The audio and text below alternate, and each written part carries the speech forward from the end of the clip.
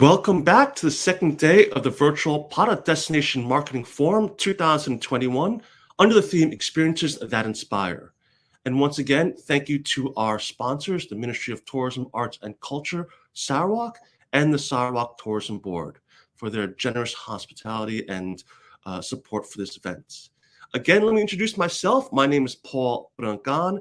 I am the Director of Communications and External Affairs at the Pacific Asia Travel Association, also known as PATA, and of course, I will be your host for today. Now, before we jump into our first session, I do just want to remind you about the quick technical notes. As you can see on your browser, there's a chat function. Feel free to use the chat function to engage with other participants. However, there's no Q&A for this morning's session, so just there's no need to send questions to our speakers. But of course, feel free to introduce yourself, where you're from. If you have any insights about what you're seeing on screen, feel free to share it with your fellow participants. And so that's it with all of the technical notes for this morning. And we've come to our first session of the second day. And we're talking about experiences that inspire the Rainforest World Music Festival, which takes place in Sarawak. And with me today, I have two people who are actually heavily involved in the founding of this festival. So with us, we have Mr. Datu Aloysius Driss. He's the former Permanent State Secretary of Ministry of Tourism for Sarawak, and also the former CEO of Sarawak Tourism Board, and as well as Robert Basiuk. He's the co-founder and executive director of Borneo Adventure, and also a co-founder of the Rainforest World Music Festival. So ladies and gentlemen, please welcome Datu Aloysius and Robert. Morning, Paul. Good morning. Hello, Robert. Hello, Dr. Aloysius. Good morning, everyone. Good morning. So I'll just let you guys both introduce yourselves and just tell us a little bit about, of course, the Rainforest World Music Festival and how you guys are sort of your relation to it. Okay, I'll have a go. Thank you very much for this opportunity to share some thoughts of something that happened quarter century ago, how it all started. Yeah, I think we're coming to our 25th year now, and how we started. We don't really know for sure at first. Really, it just come. The idea just came. There were some claims and counterclaims on it, even on the origin. But never mind, it's good. It's positive, and we can take that. And I think, as the saying goes, it is an event, an occasion, which time has come for it to emerge in Sarawak, actually.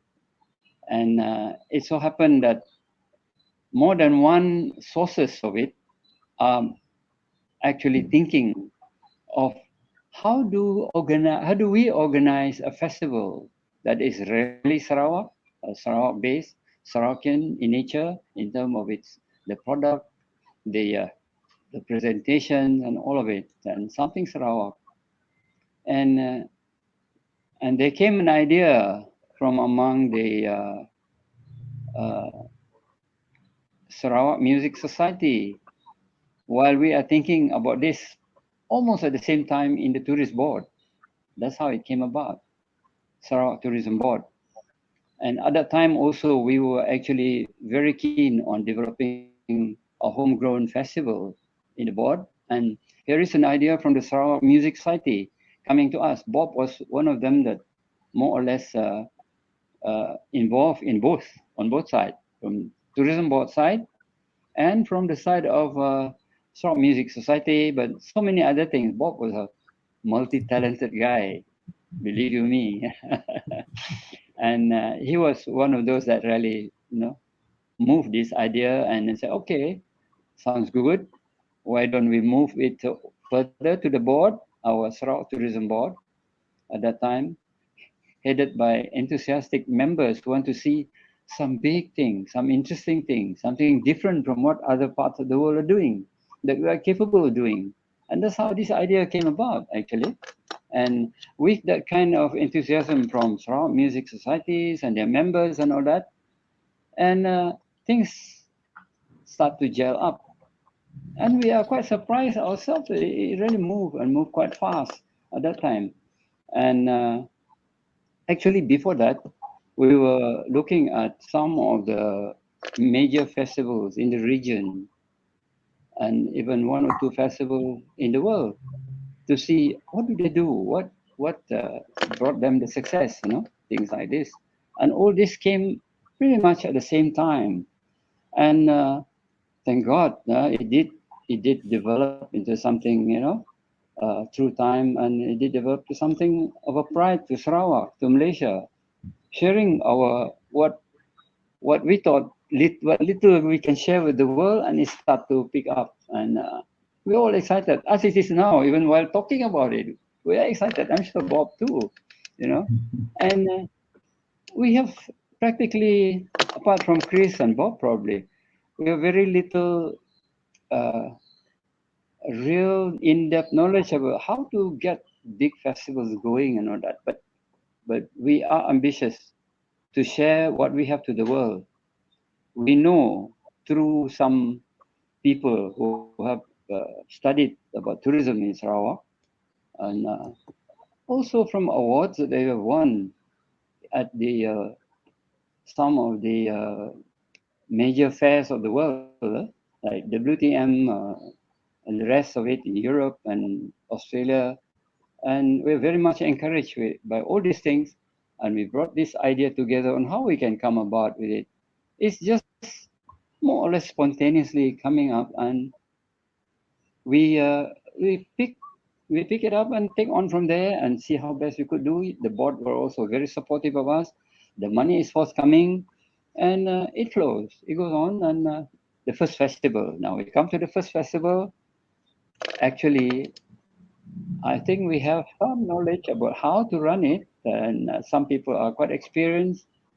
And we zero in on the Sarawak Cultural Village, which is also already an icon of tourism in Sarawak at that time. They've been in existence, I think, for 15 or more than 15 years, 15, 20 years at that time.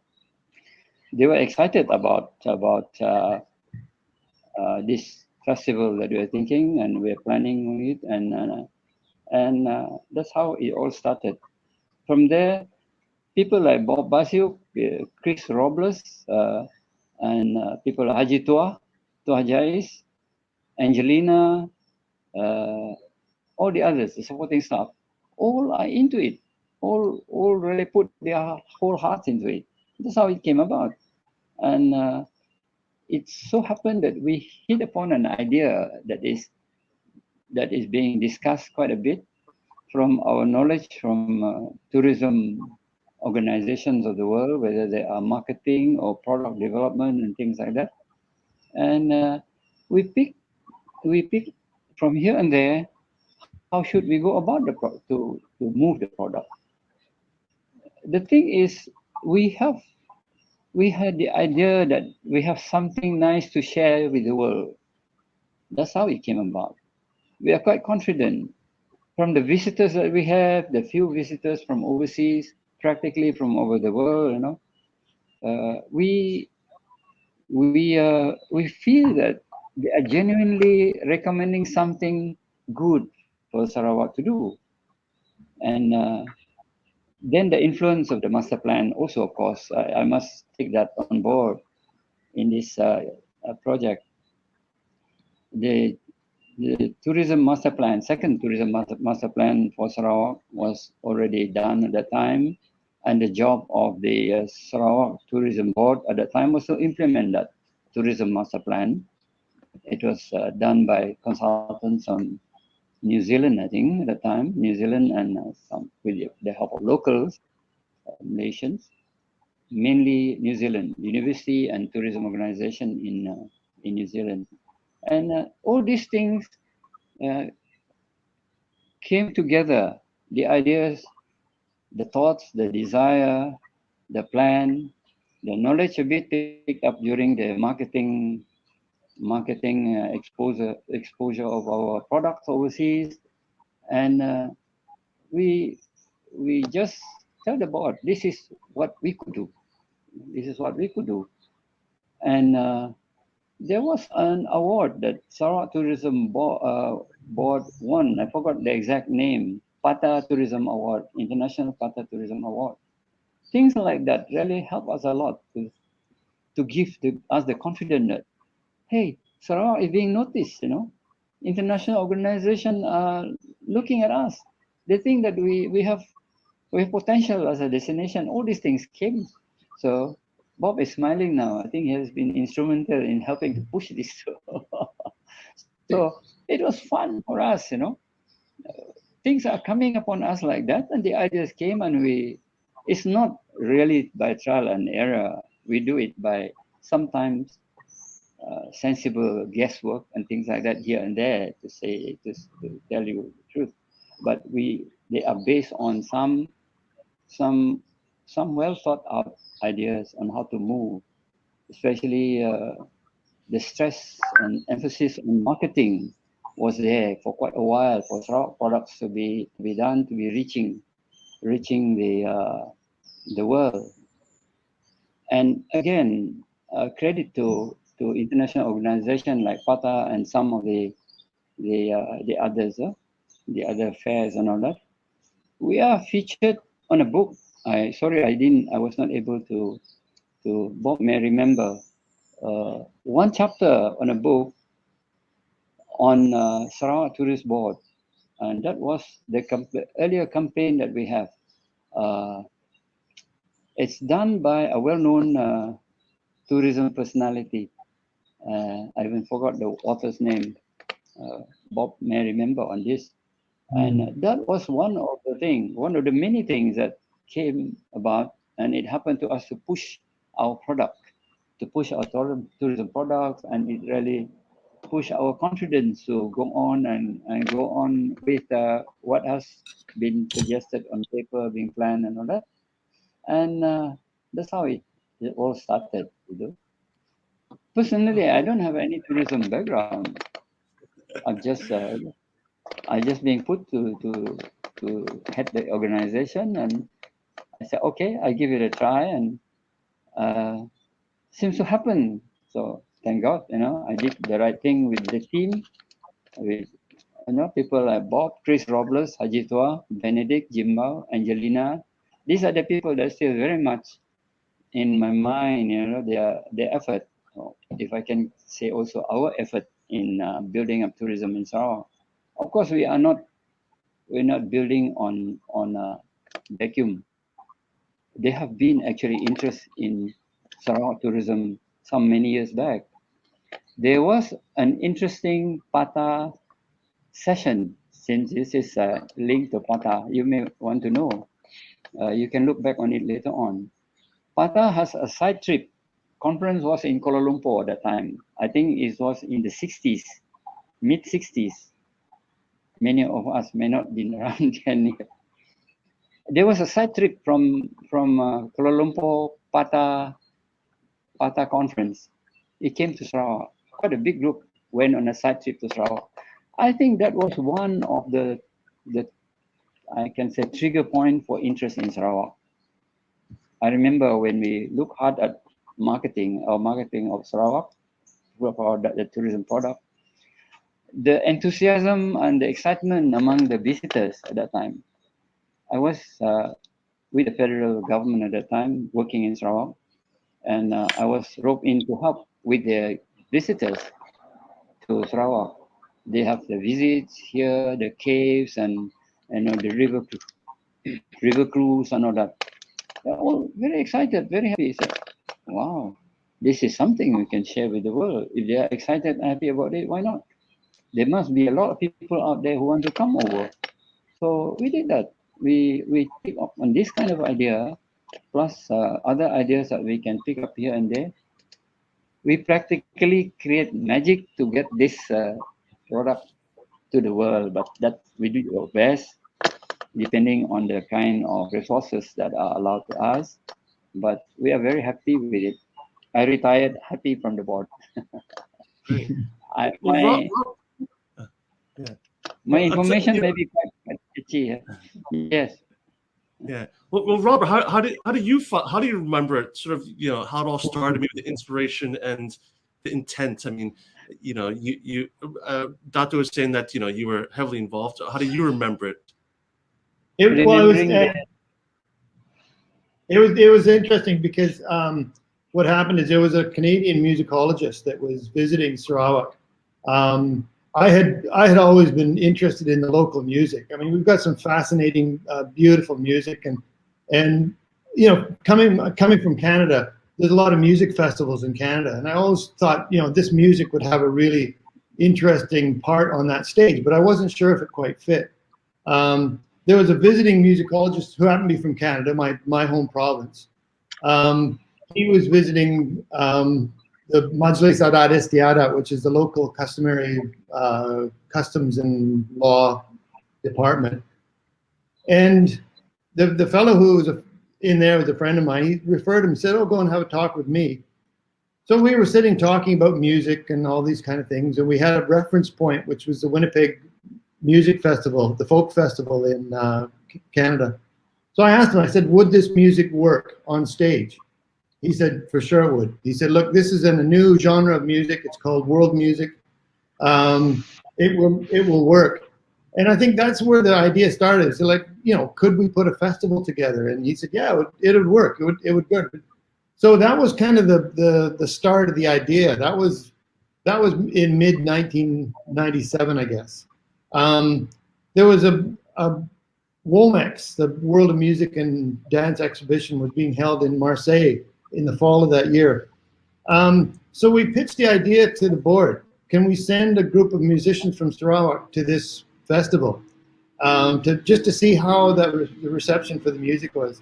So fortunately, we had this guy from Canada, Randy Rain Rush, who put together a set of music that normally in the village setting, this music kind of rambles on without start and finish. But he actually took and produced it. He actually put a set of music together with musicians that we pulled together from different parts of Sarawak, and it was mesmerizing. The music was just absolutely beguiling. So we sent this to Marseille. It was very popular. Came back with that sort of evidence that it worked. Then we put a proposal together. We said, okay, let's work through it. And we approached a couple of different music groups and to see who would be interested in organizing it. It fell upon one group that we tried to, so we got a bit of a committee going, and then we pieced together a proposal for the festival and took that to the board. And the board said, "Yeah, look, this is a great idea." Obviously I briefed Aloysius about this, much before we went to the board. He was already supporting it, so that was great. So at that point, it was our proposal to the tourism board, and the tourism board said, "Yeah, it's a good idea. Let's go for it." And it was to be a music festival promoting the destination, promoting the all the wonderful features of the music, and it was that was the start of it. It was wobbled into shape there. The board committed to it, and then came the busy task of getting it ready. Yeah, I can imagine it was busy, but I love the fact that it's really built off of the local culture and heritage, from the music, and then Aloysius had said you guys use the cultural village, so really tying in sort of the local communities and the local culture and heritage, and tying it all into that festival. So really using that as an inspiration to then do that. But then you talked about the music. Like there's a lot of music festivals, and how did you create a program or format that was sort of distinct from like other music festivals out there? I mean, what was it that? I mean, yes, you have the local aspect, the culture and heritage. Is there anything else that sort of just made it distinct as well from anything else that was currently out there? Part of it was that it wasn't a cultural show; it was a music festival. So that was an idea that fortunately we had somebody like Haji Twajais and Aloysius. Everybody understood that we were putting on a music festival, which was really good. And I think that was the key focus, is to make sure that the music was front and center, and that the local music had a place within the festival. Because the event had never been done before, anything like this had never been done, it was bringing in music from around the world too. I mean, in that case, in the early days, it was from around, like from the Philippines and from, and which is fantastic music, you know. So, you know, we had these Joy Ayala, and we had groups from West Malaysia, you know, they were just marvelous groups. They were just fantastic. But the core of it was the local music. And I think the other thing is we copied the Winnipeg Folk Festival, which had afternoon workshops. I mean, if you're going to copy something, you copy something that works well. So we copied that format of having those afternoon workshops where people could actually get a bit closer to the music and musicians. And those have been, you know, those are still being held today, and they're so popular.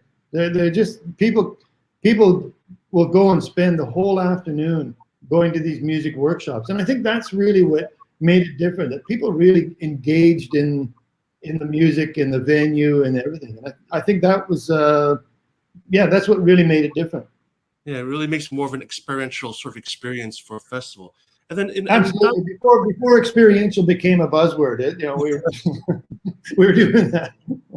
So then, as Dr. Aloysius, as you were the I guess the CEO at the time, and also the permanent secretary, where did the funding come from? Like that has to be an issue, right? Like getting funding from the government. Where did you pull the funding to sort of organize this and get people to buy into sort of the initial stage was, of course, the funding from the government, but I think after a few years of operations of the World Rainforest Music Festival, the gate collection alone is building up, and that is that. I think, if I'm not mistaken, it covers more than 50% of the cost to about that 40-50% or even more to cover the cost of the festival. So it looks like one day we may be able to break even and even to make some money out of it to grow the festival for marketing and things like that. I didn't know after I left, they might have really just passed the mark where they are more than break even and really able to be on their own and really help tourism to grow. This kind of festival tourism and music show, things like that. And what Bob was saying earlier on the workshop, that was something quite unique. I must also add here, that is one of the biggest draw of the festival. Actually, it seems like many of the attendees and the people who came, they look forward more to the workshop. The actual performance in the evening is more or less like a bonus for them to have a look and to what they've seen, they heard, they participated in the workshop. It comes to a meaningful,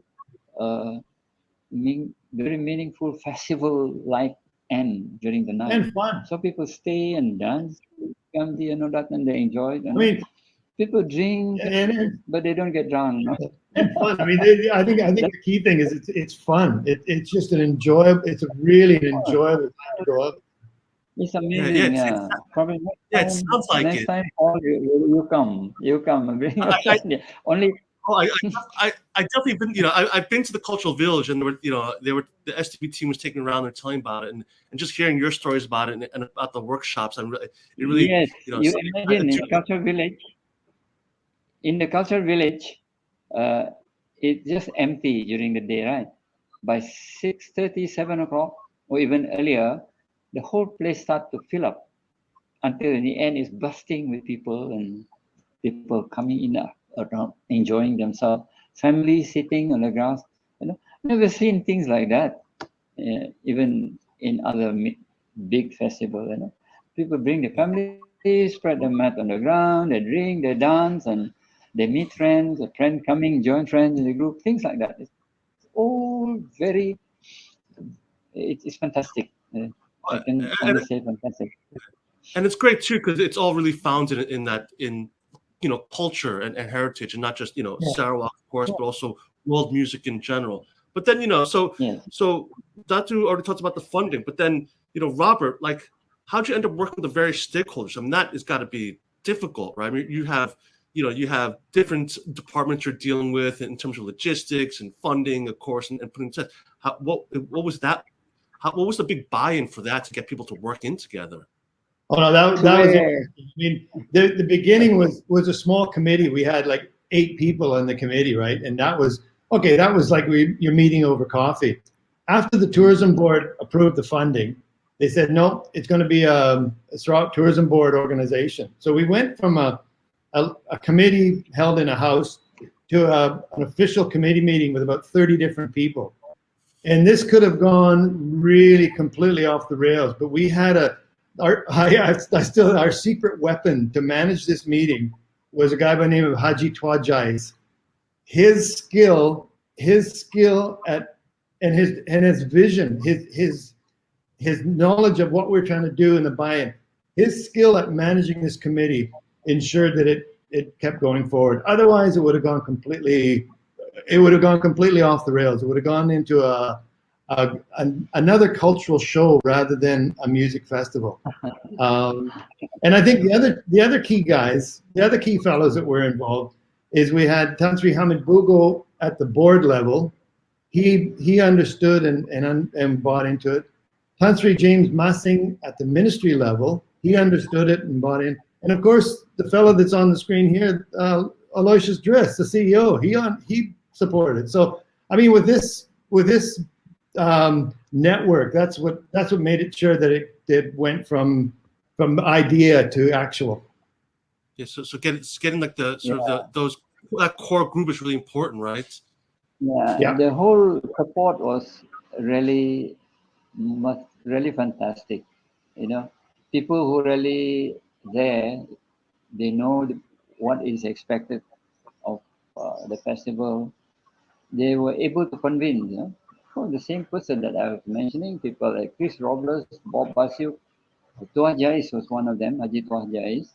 These people, just to share with you how the thing worked, after a few years, after the festival is over, the weekend, by Monday morning, they have a quick post-mortem. And immediately after that, they will write everything of the next festival, the detail. And it's practically non-stop. It's ongoing.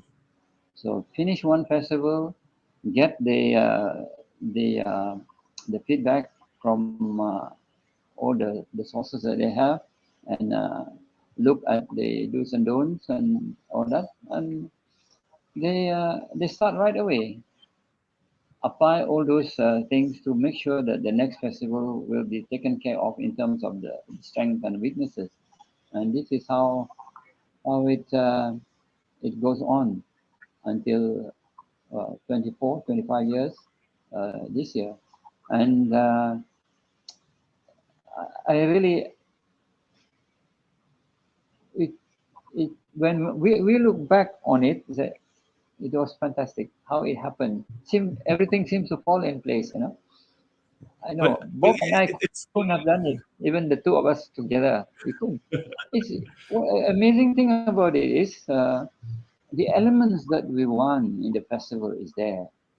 All the elements, the local highlights of the rich music, traditional music of the local communities.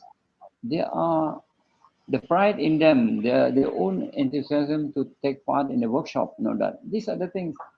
Just we cannot describe the kind of enthusiasm they have. We thought sometimes we are surprised ourselves how they involve, on their own, coming to volunteer and all that with some encouragement, and they come.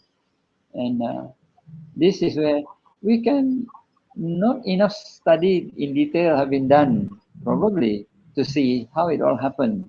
If other areas want to have a look at it, a lot. We do have a lot to share we don't want, of course, we want to blow our own trumpet. Hey, look at our model here. We are successful. You know, Bob is smiling there, and that's how it happened. That's how it happened, really. I think also, you know, the festival became a platform for local music, which was the original intent. Was that there would be an avenue for local musicians to have somewhere to, you know, play their music.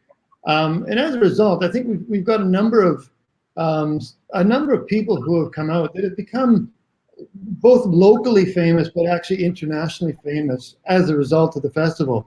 Now, they were all good musicians to begin with. They may have found that path anyway, but I think the festival really helped to get them exposed, to get the exposure out there. And I think that's, you know, I think that was one of the original intentions, was to provide that platform, and I think it's had an effect.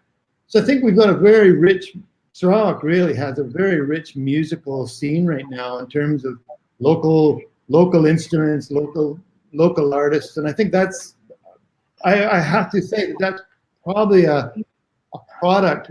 The festival is definitely a contributing factor for that.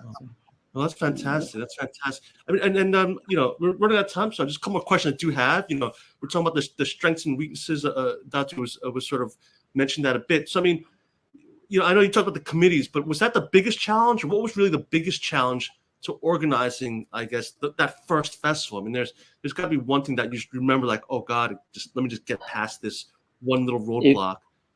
If I can share here, the biggest challenge itself is to organize it well. I don't know where to put my finger on, but actually, the audience have been behaving very well. Excellent. They come to enjoy the festival. That is one advantage we have. There's no troublemakers. We don't have problem with audience. They come, spread their mat on the grass, drink whatever, liquor, non-liquor, whatever they drink.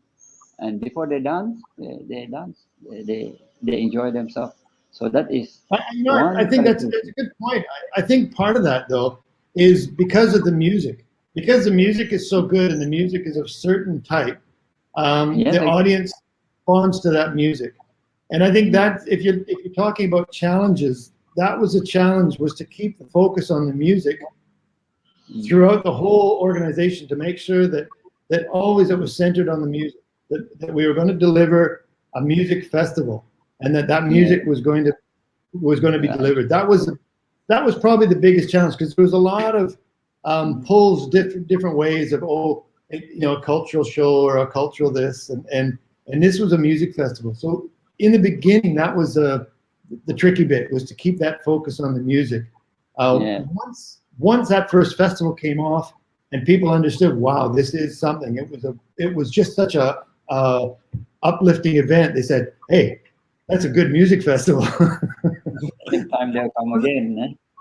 But then, I mean, was it then the people, like I guess when we talk about the other side of the coin, like the most important factor in the success of the event, was it the people that when they came? What was it that sort of really was it? It seems like that was the big sort of reason why sort of the first event was a success, the people that came, or was it another factor in your opinion? Oh, the people that came, and people hadn't seen, like, people hadn't experienced something like this in Sarawak, or maybe, I don't know, probably even Malaysia.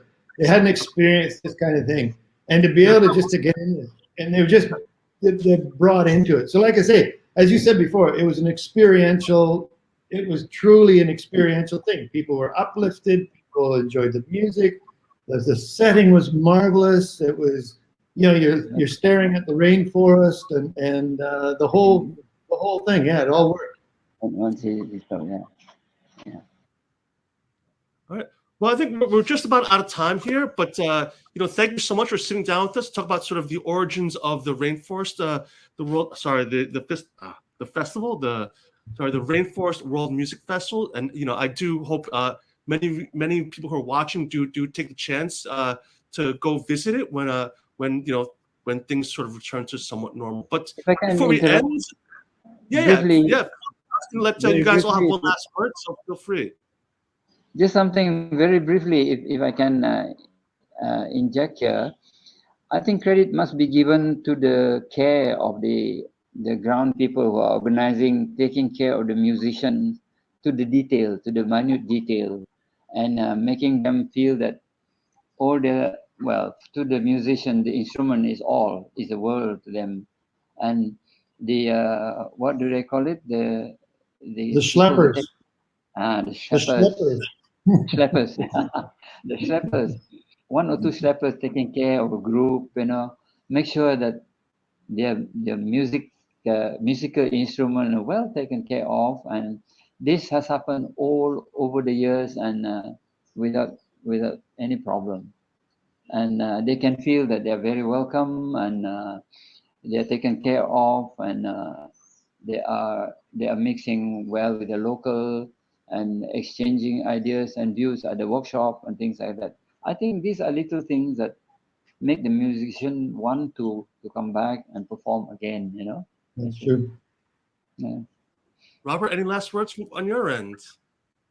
No, I think it's just, yeah. My last word is a pitch. Please come and visit the festival. I mean, and while you're at it, tour around Sarawak. I mean, this is it's a fantastic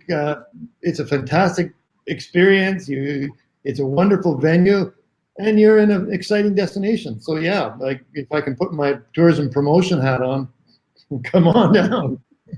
Yeah, I said, unfortunately, with the current situation, this event was supposed to be in Sarawak, but hopefully, maybe when things return to normal, we actually can all visit you, and maybe hold another event in Sarawak and in Kuching. And lastly, just want to thank you guys both for just a little insight into sort of the creation of the events. I said I love the fact that it's really based off of the culture and heritage of the destination, and using that as inspiration to actually create sort of some change. So thank you so much for spending the time. Thank you, Dr. Aloysius, and thank you, Robert, for your time. Thank you. Our pleasure. My pleasure. All right, thank you. So we heard a little bit about the so to begin today's session, we heard a little bit about the Rainforest World Music Festival, and I do hope you look into it, and when we can all travel safely again, to plan to go visit. It seems like a very exciting event. I love that. I really love the whole aspect where it's founded on that culture and heritage, world music, and then the workshops sound actually amazing. So we're going to move into our next session as we and so we move into our next session here, where it will be tourism destination resilience, a path towards sustainability. And with that, we have sustainability and social responsibility advisor from PATA. Please welcome Mr. Graham Harper. Paul, thank you very much. That was a kind introduction, and it's a pleasure to be able to join the proceedings today. Today, I'd like to talk about a project that PATA has been working on for a while now, and I think it fits in with the overall conference because at the heart are destinations. This is the Tourism Destination Resilience Project that I'd like to introduce a little bit more about what we're doing today. And ideally, it's to be able to help the local destinations be able to find ways of becoming more resilient and actually strengthening and improving their overall tourism offerings. Now, before going into it, I do have to give our thanks to our project partners, GIZ and the German government BMZ, who have kindly supported and assisted PATA through this. Next slide, please. Now, TDR, Tourism Destination Resilience. I mean, what is this? The word resilience in English, it actually has many, many different meanings. But in tourism and in tourism destinations, we really had to think about, what this project was going to be about. And ideally, TDR is about working with destination management organizations, DMOs, to help them improve their governance so that they're able to make significant impacts on the UN Sustainable Development Goals, SDGs. Now, all of the SDGs are things that we want to work towards. You know, it's things like improving livelihoods, eliminating poverty, working to protect our environments and, you know, the cultures.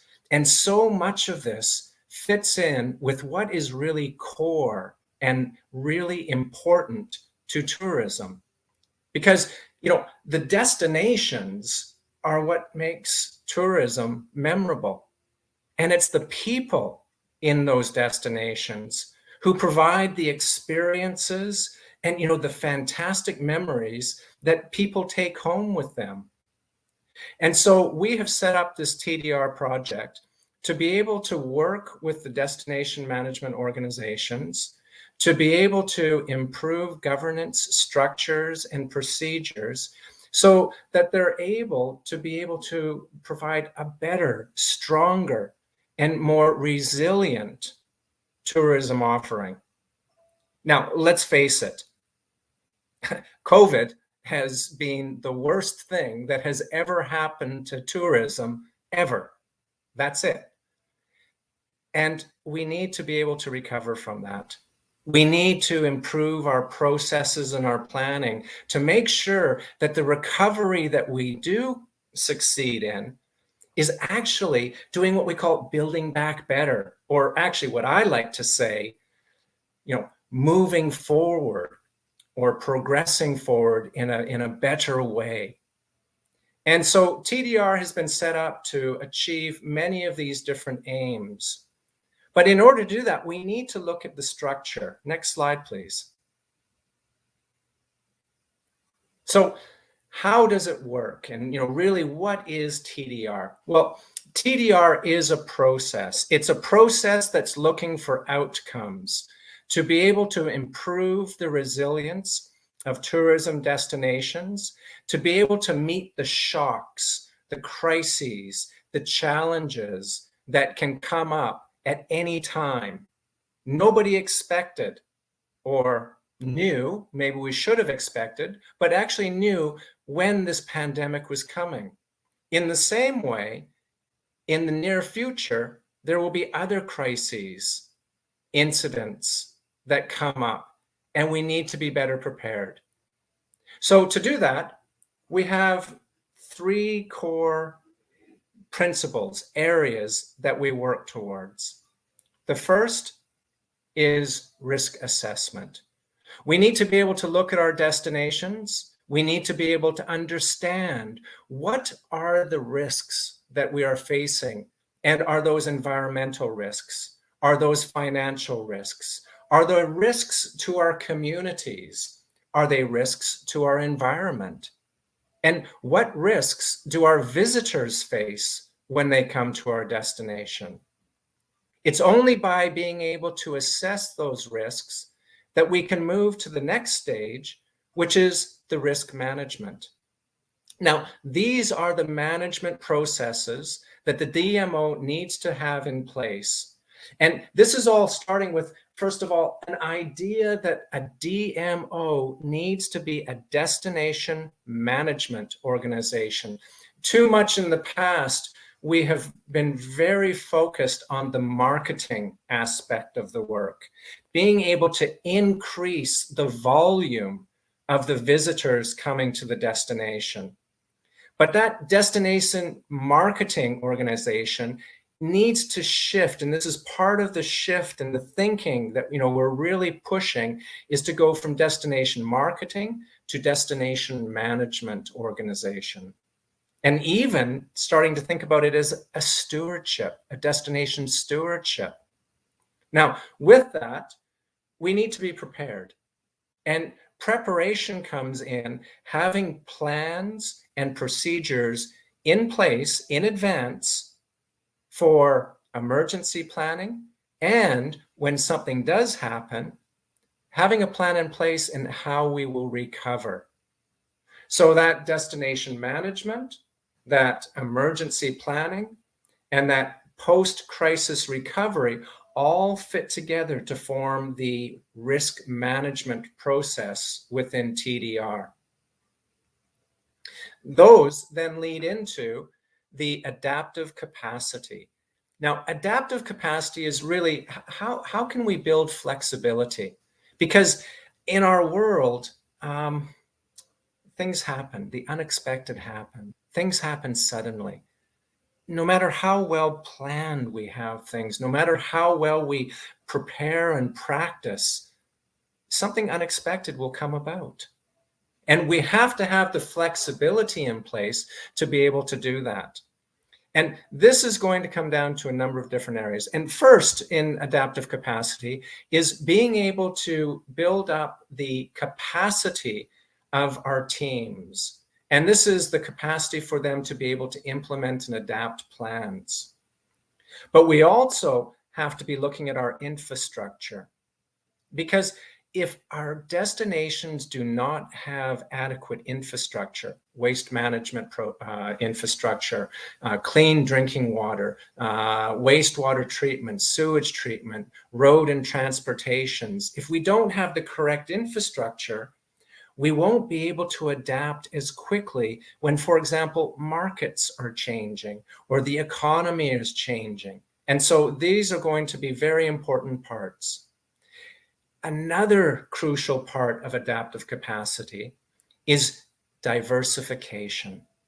We can no longer rely on a few core products to carry us through. We have to be more flexible in the kinds of products that we are offering. And so that diversity in tourism product offering is going to be crucial. And with that diversity of product offering also goes how we diversify our source markets. Too many times we are too dependent on 2, maybe 3 source markets. And if they suddenly stop, which, did happen in, early 2020, when they suddenly start, then what? What happens then? So the risk assessment, the risk management, and the adaptive capacity, this creates resilience within a tourism destination. And this leads to a crucial concept within the overall program and project. And that is, a tourism destination cannot be sustainable unless they're first resilient. You have to be able to assess your risks, have your risk management in place, and have your adaptive capacity with your diversity of products and markets all in place and working so that you can adapt to the changes in order to start working towards sustainability. Next slide, please. Now, as I've already mentioned, there are a number of different resiliencies, and all of these things come together, and sometimes they're counterintuitive. So you may have a strong environmental goal that you need to achieve, but that could be negatively impacting or not fitting with some of your economic goals that you need to find. And so one of the challenges for the destinations is to look at the different factors of resiliency, and to balance out how to be able to meet multiple demands at the same time. And this is coming down to, it needs to be a multidisciplinary, multi-stakeholder, and multi-resilience style approach for building resilience. Next slide, please. Now, who is this for? As I've already been speaking about, really, we're looking for DMOs, destination management organizations. And, being able to work at the local level to help them improve their resilience in order that they can strengthen and extend their tourism offerings, all in the process of working towards sustainable tourism development. But let's face it, tourism is a for-profit industry. We wouldn't be anywhere without the private sector. So all of this fits very, very closely with private sector involvement, and is going to interest, the senior executives and the people who are doing product plannings and things from the private companies working within the destinations, We have to be able to have that public-private partnership going together with the DMOs, working with their trade, getting their feedback, getting their input, getting their support.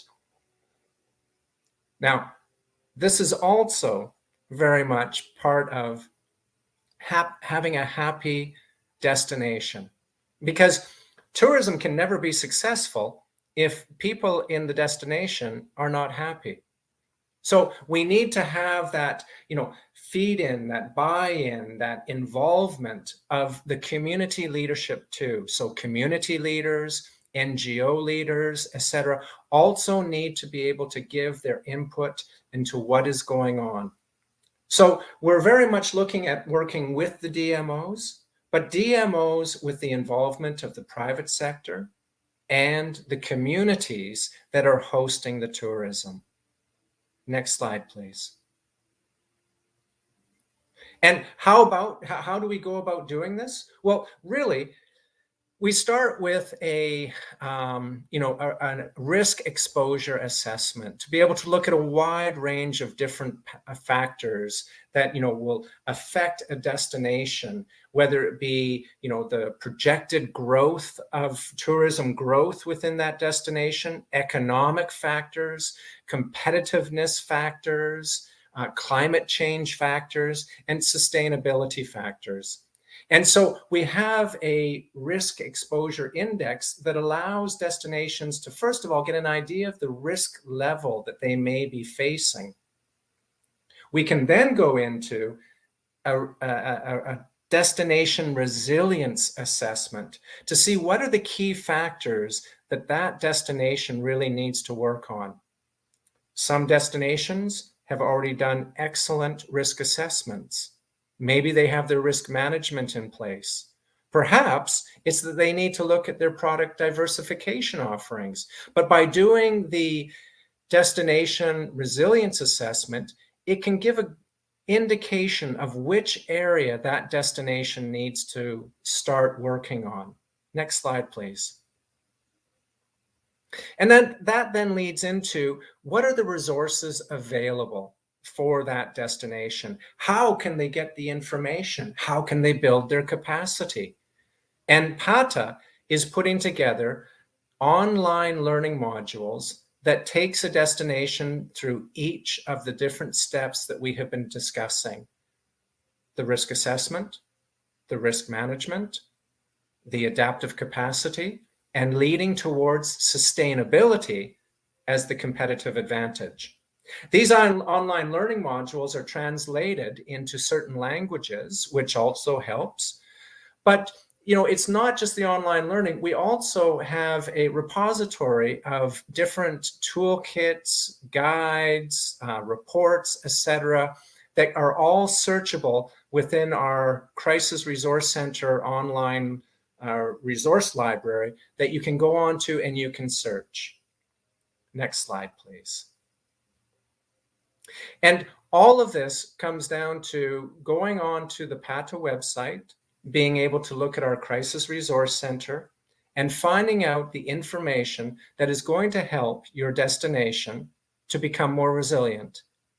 And by becoming more resilient, strengthening your tourism, and by doing that, working towards sustainable tourism development. Thank you very much for your time, and I wish you all the best. Well, thank you very much, Grant, for that very comprehensive look at TDR and, of course, the importance of resilience as we're looking to recover post-pandemic. Now we've come to our next tour. So this is the first tour of today, the second tour of the entire event. And we'll be on the tour. It's Tellian, the Soul of Mukah. So just remind you, there is a quiz after this. So please pay attention to what you're seeing. I just want to remind too, if you won yesterday, you can't actually win again today. So it's one prize per delegate. You can still play, but if you won, you cannot win again. Also, when you're doing the quiz, please put your full name as you use to register for the event so we know who's the actual winner and we can send you the voucher accordingly. Okay, without further ado, we will be putting up the tour. And I want to remind you too, remember to vote for your favorite tour, so that your the best virtual tour. There's one more tour later today. So after that, go ahead and vote. Then will be a lucky grand prize winner, a lucky draw grand prize winner. So to be eligible for that, you need to vote for your favorite virtual tour, and let's start it, right?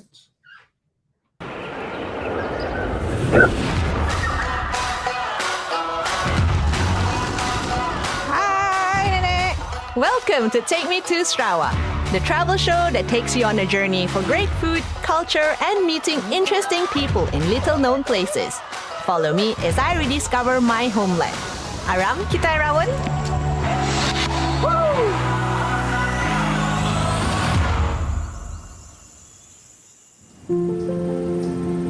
Nature plays an important part in Sarawak's culture. Elements from the jungles and rivers are evident in all aspects of life here. In this episode of Take Me to Sarawak, I'll be taking you to coastal town of Mukah, where the seafaring Melanau have enriched their lives for centuries with the natural bounty of their surroundings. Ju, makawagay talo? Mukah to me is a place that has the ancient story that attached to it. It has evolved over the years, and I can see transformation within it, and it's a place that's vibrant with people.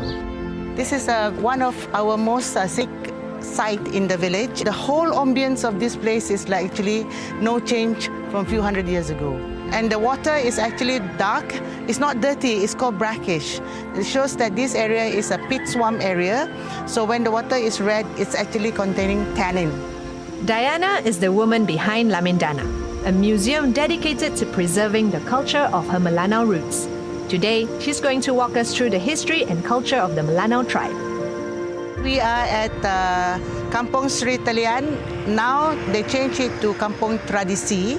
Basically, this is where all the ancient artifacts of the Melanau people, you can see it, left behind. And we are going to visit the Jerunai, which is actually an ancient burial pole of the Melanau people, which is very much related to our social status. Yeah, come, let's go. Here we go, this side. This is one of our Jerunai along this route, and this is called Jerunai Putri, basically meaning it's a princess burial pole.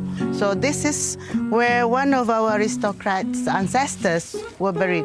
What our ancestors did then was, when someone of importance died, so they will create a pole like this as a remembrance, or as a sign of love for the departed, as well as to the belief that they are going to another world. We have another burial pole here. This is older. You can see all the carvings are gone now. This is actually ironwood or balian, which is endemic to Borneo Island. You cannot find this species anywhere else in the world. And this is a very matured whole balian tree, which they carve into a burial pole. That is amazing. And now it's time to check out Lamindana. So here we are. Welcome to Lamindana, meaning traditional house in Melanau dialect. Come. Lamin is house, Dana is traditional.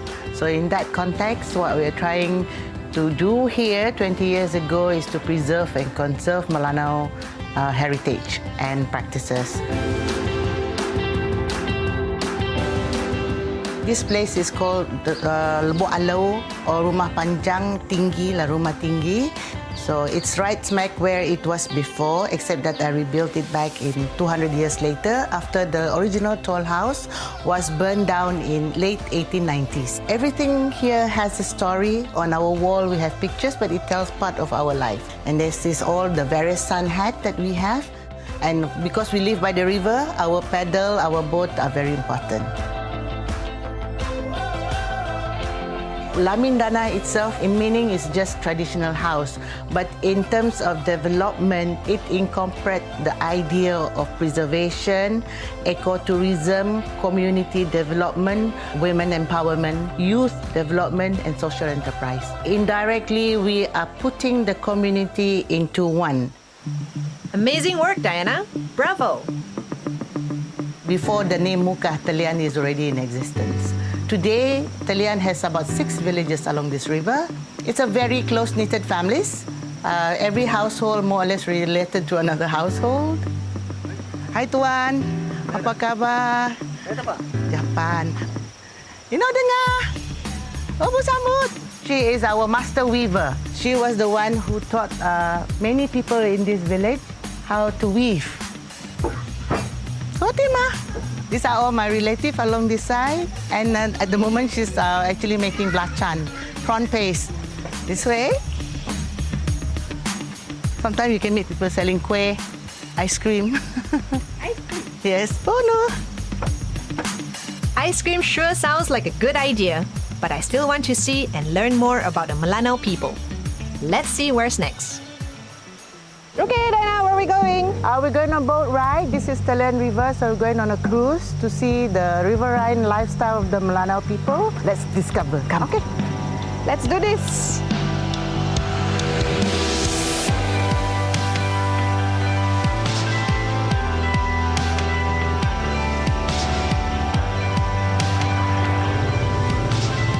This is the main highway, the only means of communication for our people towards the sea. We are seafarers and traders, so this is the line that we go out towards the sea. And as you know, the Melanau people are also fishermen, so you see boats like this, the fishing boats. Not a dull moment along this river, as it is a shared path for fishermen and sago farmers. What are those, Lana? This is sago logs. We have been selling sago logs for hundreds of years and we still do today. This actually from the local farmers. So what they do is that each individual family could have logged it and then sell it to one wholesaler, and then they will go and bring all these sago logs out to the factory. From the factory it will be processed and exported out. The way they harvest the sago is sustainable in a way that once it's mature they will harvest and the sapling will come up again. So it's a continuous process. And I think this is a God-given gift to the Melanau people who live in this very harsh environment. But sago saved them because everything from sago is utilized. We do not throw any waste from sago. This is the bark of a sago log just now. So when we go and grill our fish, we use this as a firewood. So it gives a certain aroma to our food. Now we are in the sago farm. And the only thing you need to do in sago farming is clear every now and then the undergrowth, transfer the young sapling so that it will not be clumped together. And when it's ready for harvest, you cut it down. This is what I love about Melanau people. The sound of it, the sound of the rippling sago, the coolness of it, the smell of the pig's mum, and you know that you are living a life. This is the lifestyle, the livelihood of the Melanau people, and of course our world of sago that link to it. Everything is sago in our life. It's our tree of life. The Melanau way of life is so captivating. I can't wait to see, taste, and explore more after the break.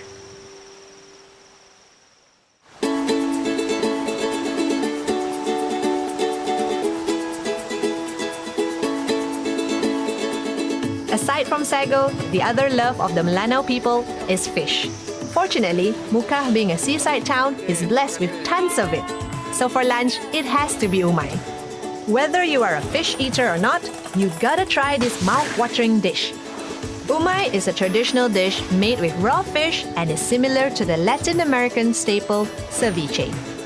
We're here at the fish market to pick out some of the best and the freshest fish for our meal.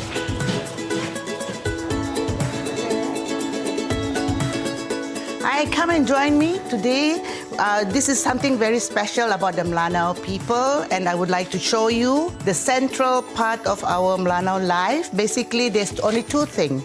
One is sago, another thing is umai, which is fish. The fish got to be very fresh. We have to go to the market to make sure that the fish is alive, fresh, and cut correctly, because that skill is not learned overnight. What we do when we prepare this is that we have to marinate the fish in lime for 20 minutes, and then we will drain the lime off. This way of what you call technique is to make sure there's no element of salmonella into it, so that everybody will be safe. Yeah. Then the next thing is to prepare the paste.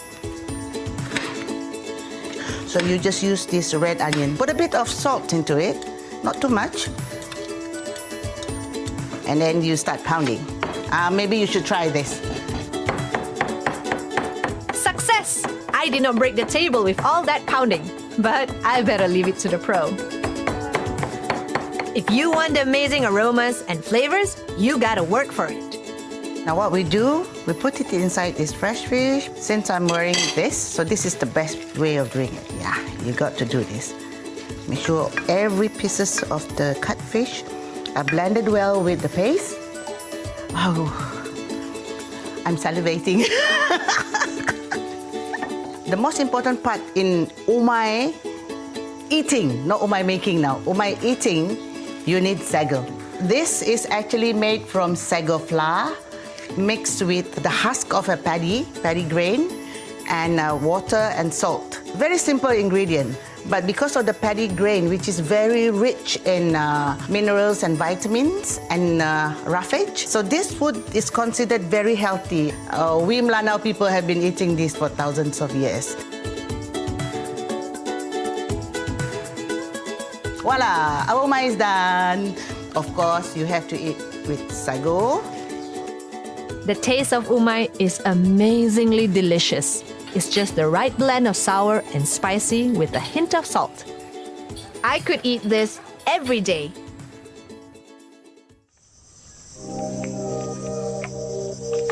With our pait besar, time to walk it off and explore more about the Melanau tribe. We're going to see a unique art form called batik linut, which utilizes sago as an integral part of its process.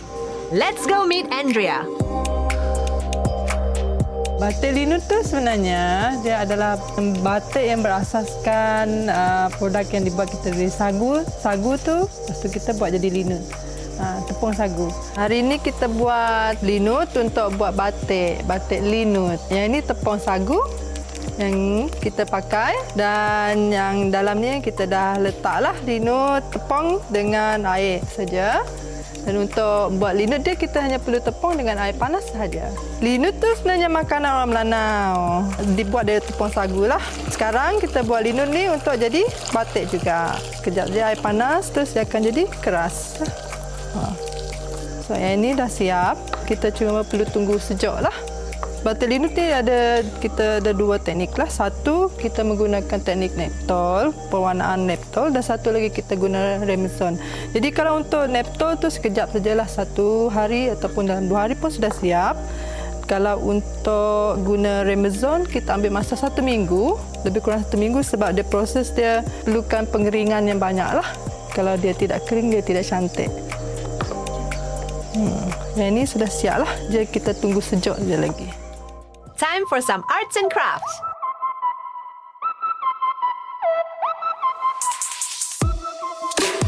Linut itu kita akan screenkan ke atas kain. Selepas itu kita dah screen, kita keringkan dia sekejap menggunakan hair dryer.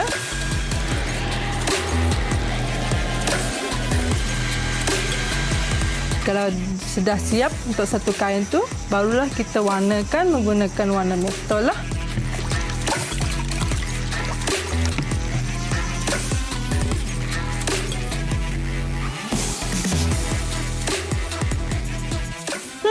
Looks easy enough. I'm going to give it a try. Lepas dah kita warnakan, dia warna corak tu akan terus timbul di atas kain tu. Kita jemur, dah jemur sekejap untuk memastikan warna tu menyerap. Lepas tu kita cuci. Siap. Senang saja. Tapi hasil dia sangat menarik lah. Dan setiap satu kain semestinya tidak akan sama lah, walaupun warna yang sama. The techniques of making batik linut is a combination of the traditional batik methods and tie-dyeing, which creates a beautiful mix of patterns and colors. Dia memang perlu cuci pakai tangan, tidak boleh kita cuci pakai washing machine semua sebab dia tak nak tanggal. Tapi kita dah approve teknik tu, so sekarang dia menjadikan kerja tu lagi senang lah. Bagi saya, batik linut ni dia sangat unik, sangat-sangat berbeza dengan batik lain lah. Tak pernah lagi yang ada batik seperti ini. Sebab batik lain dia menggunakan lilin, yang ini menggunakan tepung sagu sebagai bahan utama untuk membuat batik. Batik linut untuk masa sekarang boleh cari di Laminana sahaja.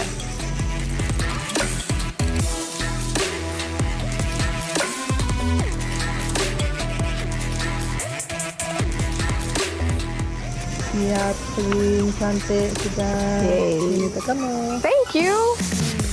I'm so happy to have our very own Take Me to Batik Linut. When we come back, we'll go find more hidden treasures around Kampung Tellian.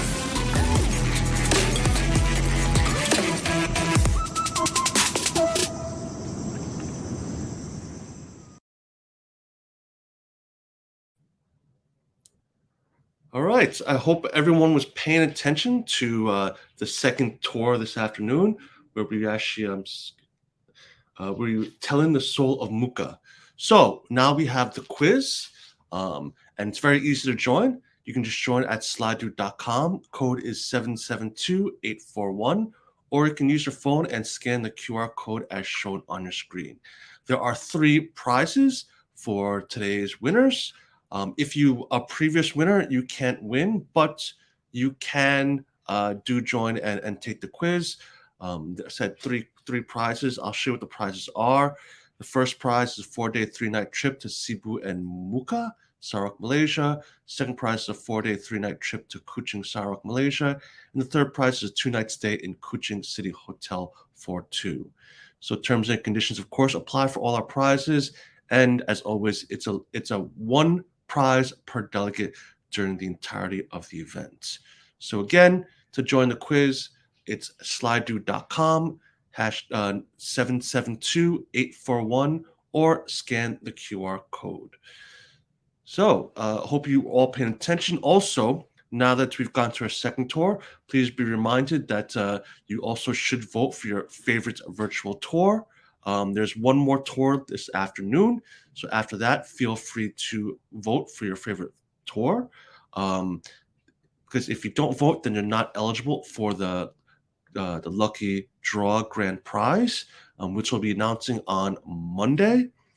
And of course, voting closes today at 3 p.m.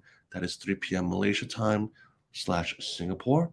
So please do join the quiz today. We're just waiting for people to join up. Again, slido.com, 772841, or you can just scan the QR code. And again, for those of you who are deciding if you want to play the quiz or not, here are the prizes. 4-day, 3-night trip to Cebu and Mukah, Sarawak, Malaysia, or a 4-day, 3-night trip to Kuching, Sarawak, Malaysia. And the third prize is a 2-night stay in Kuching City Hotel for 2. All these prizes do exclude international flights. So, but once you get there, you do have a stay in these destinations. Again, if you haven't, here is the how to get into the quiz. After the quiz, we have a fantastic session on best practices for COVID-19 recovery. We have 3 destinations: Thailand, Sri Lanka, and Maldives. And they'll be talking a bit about some of the challenges and opportunities they have seen since they've reopened their borders. Each of them have different models of reopening.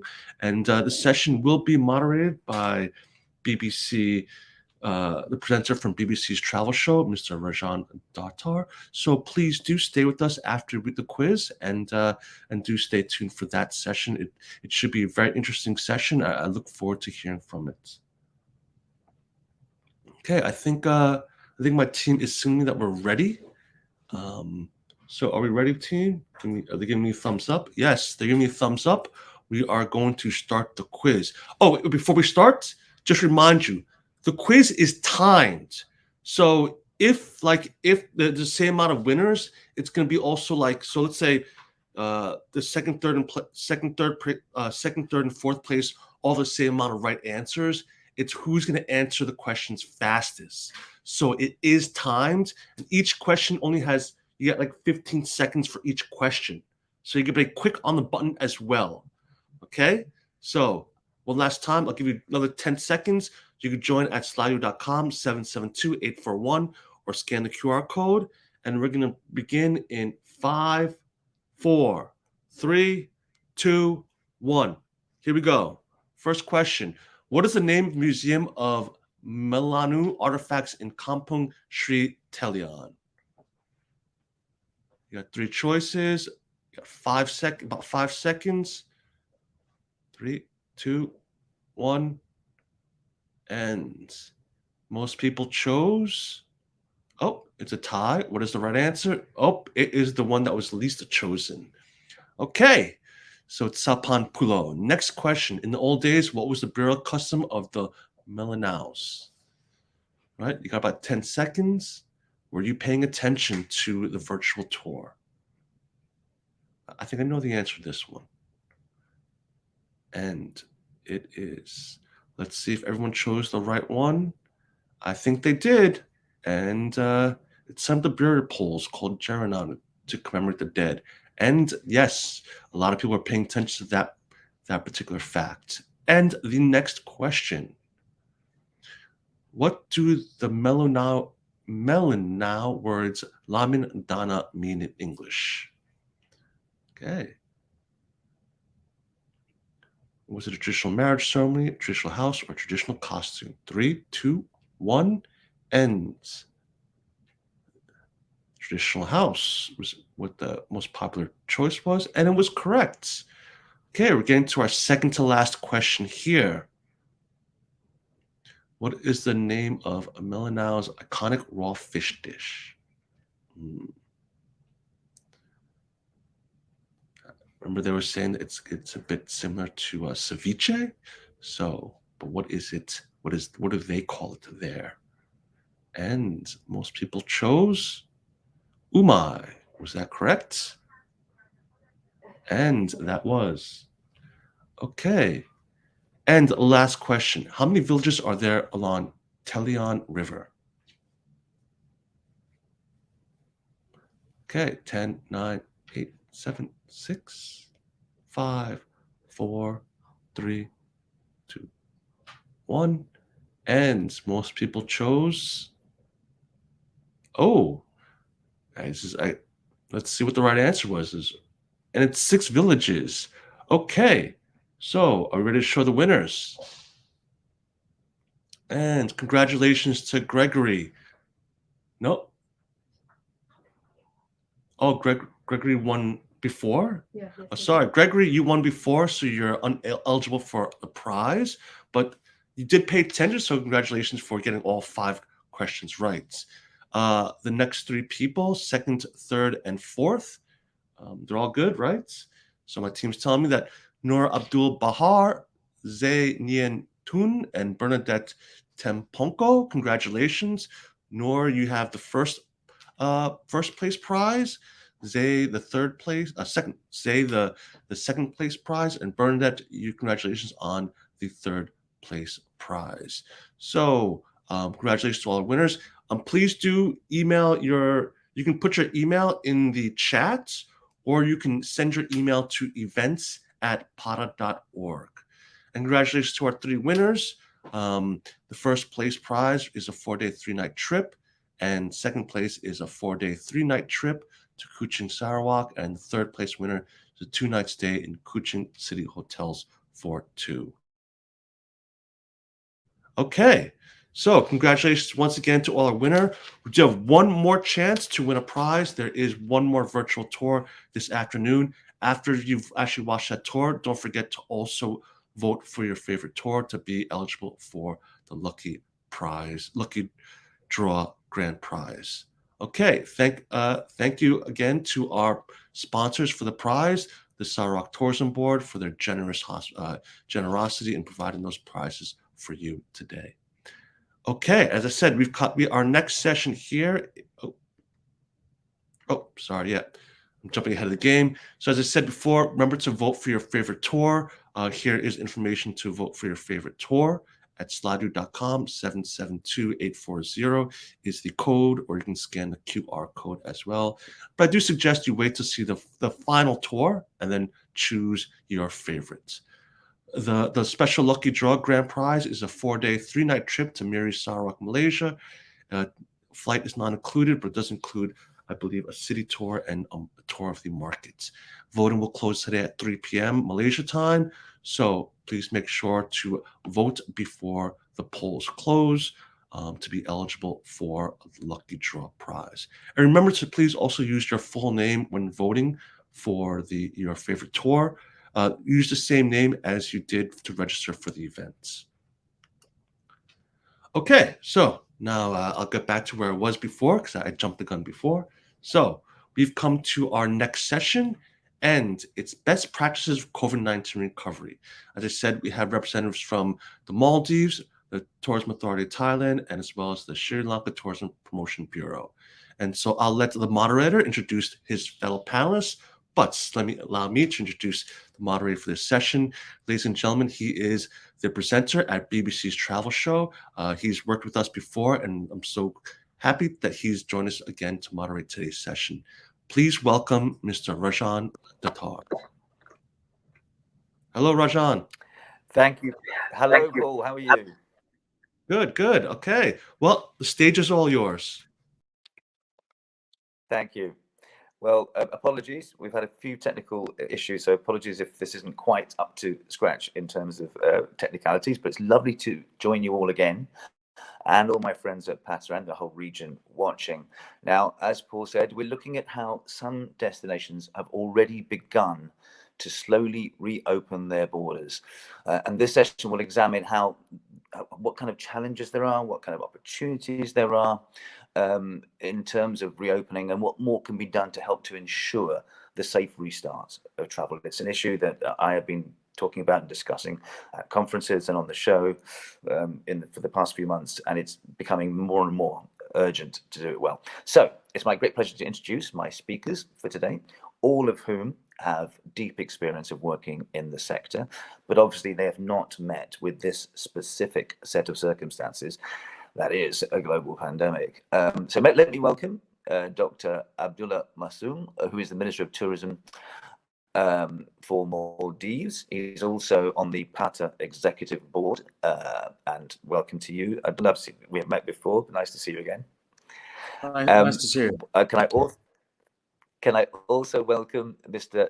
Chatan Kunjara Ayudia, apologies for the pronunciation, who is Deputy Governor for International Marketing, Tourism Authority of Thailand. You've spent you spearheaded several marketing initiatives, I know, through good times and bad. And again, this is definitely a challenge. So welcome. And then finally, but not least, let me welcome Dushan Wikram Surya, who's the Director of Marketing Sri Lanka Tourism Sri Lanka Tourism Promotion Bureau. And I know that you have worked in this and in Australia for several years, so you know the intermarket. So welcome to you all. Hello. Let's ask each speaker to briefly sum up what specific measures they have taken and what challenges and opportunities that they have encountered. Two of the destinations here we know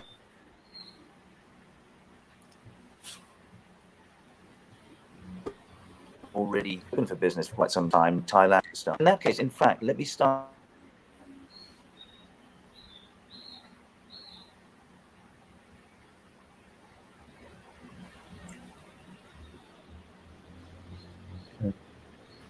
Oh, Rajan, I think we're having some issues with on your end. So hopefully we can sort that out. I think we could just reach out to Rajan. Yeah. So just I'll just take over for Rajan first, and I'll go for each one of you just to talk about sort of your. Sorry, I know Kunchatan. I'll speak up. Sorry, Kunchatan. Yes. So I know each of you have sort of opened up your destinations, and a bit all have different kind of models in opening up. So I'll just go around the room and just if you guys want to talk about your openings first, what protocols you have in place, and then and so you can just show different models from each of the destinations. So Dr. Masoom, I'll begin with you. Do you want to just talk about the Maldives and how you've reopened the Maldives? I believe you started opening it last year, and congratulations! I know you welcomed your millionth visitor at the end of October. But yes, let's start with you. Yeah, thank you very much. I'm glad, as you said, we have bounced back almost to the pre-pandemic level. This November, we are having much better arrivals than 2019. So for the Maldives, when the pandemic hit, when the world panicked, we also did close our borders, but tourism contributes to uh, nearly 70% of our GDP indirectly. Directly, it's 45%. And not opening the border was not an option for us. So we can't afford to keep the border closed. Hence, President Ibrahim Soli made that bold, brave decision of opening the borders, of course, with consultation consultation with all the stakeholders. Basic protocols, we kept it very, very simple. We said to come to the Maldives, you only need a negative PCR and a hotel booking. But the hotels that people were staying, we had a very good protocol running with our health authorities. And we had our messages very clear, transparent messaging. And the main message we gave was Maldives is one of the safest destinations. And that message went very clear, not from us actually, from the tourists who came. They flooded the social media with beautiful photos of them vacationing almost normal in the Maldives. And that I think really helped us come back. Thank you.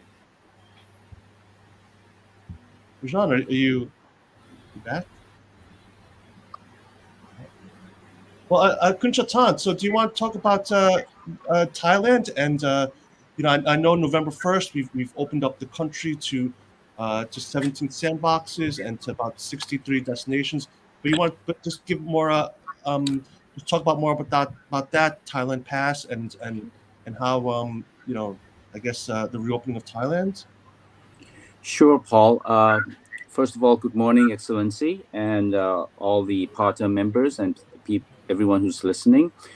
Actually, our reopening story began way before November, okay, and it had to, because the tourism industry in a normal year would account up to 20% of the GDP of Thailand.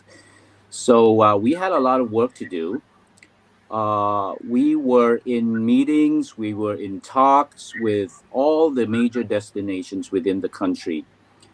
I suppose that if you look back, uh, our plan was to get destinations ready one by one. Okay, it wasn't possible to open up the whole country to international travel. So we had to define the readiness of each major tourist destination, get them prepared, get them ready, get the approval of the local population. That was a major issue. Okay, get the vaccine rollout to those destinations first. Okay, so that at least 70% of the local population was vaccinated, fully vaccinated, before we even thought of opening a destination to international travel. So it was, uh, you could say it was kind of a roadmap, okay, a loose one, but there was a plan to gradually open up the country. Okay, so until we hit November 1st, we opened that with the Phuket Sandbox on July 1st, followed up with the Samui Plus on July 15th.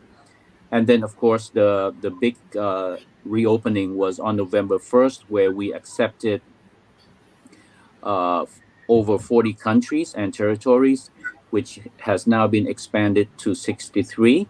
Okay, so I guess, Paul, going forward, we have to do two things. All right, of course, the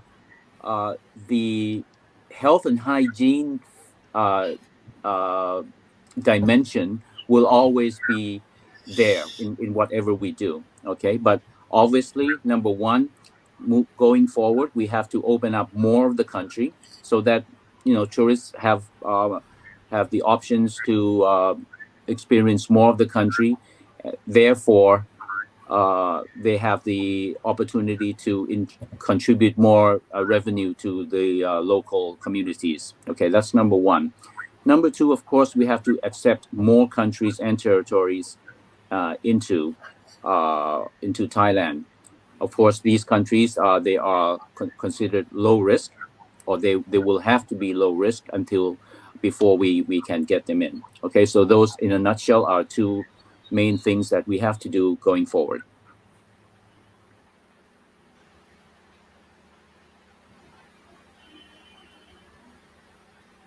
I always forget I'm muted. Yes, health and hygiene, of course, is probably the number one deciding factor for any traveler.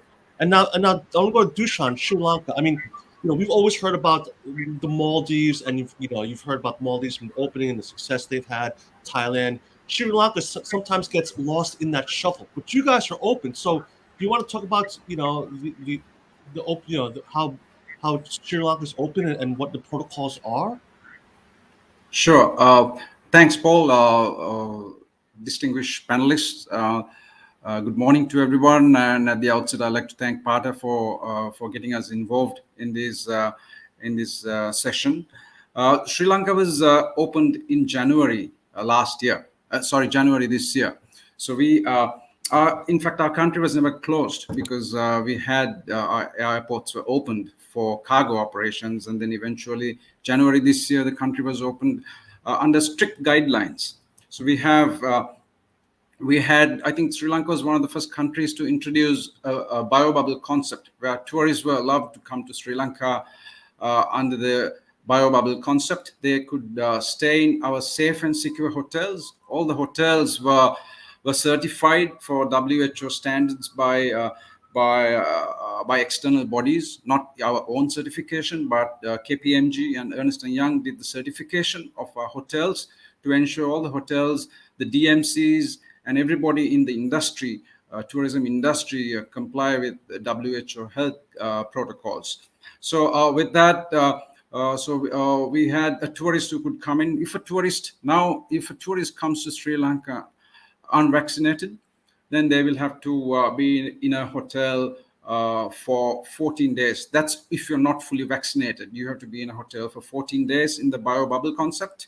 And you can use all the facilities in the hotel and also visit all the tourist attractions, but it'll be in the biobubble concept. But if you're fully vaccinated of any vaccine accepted by WHO, all you have to do is just do a PCR test 72 hours before you come to before you board the aircraft, and a PCR test 72 hours. Have a negative PCR test, and you can. Once you come, you can just go into the community. So you have to be fully vaccinated, and you need to have a negative PCR test before you board the aircraft, 72 hours before you board the aircraft, and then you're into the country. So that's the and we adhere to all the tourism industry stakeholders are fully vaccinated in Sri Lanka. So if I talk about the vaccination rate, it's about 90% of over 20 population is fully vaccinated, and 62% of the population of Sri Lanka is also fully vaccinated. So Sri Lanka is one of the top destinations from any region who has accelerated the vaccination program. Well, it's great to hear about the vaccination rates in Sri Lanka, and the bio bubble concept is interesting because most people think of quarantine as being stuck in a room, but you guys have allowed visitors to actually leave the room and just stay within the hotel property, I assume, and around the hotel property, but they can't leave. Correct. Yeah, so you can use all the facilities. You can use all the facilities in the hotel, and also you can visit all the tourist attractions in the biobubble concept. But that's only if you're not vaccinated or you're partially vaccinated. No, an interesting model. Most people, it's always like, okay, just the 14 days quarantine stuck in rooms. So, but then, I want to go to this next question here about, so during, like, we had, of course, there was a lockdown period. Most borders were closed, right? Did your destinations take the opportunity to rebuild some infrastructure or create new products, especially in light of changing demands from consumers? And how did you sort of go about that? I mean, I'll start with anybody want to start first? Minister Masoom. So yeah, thank you.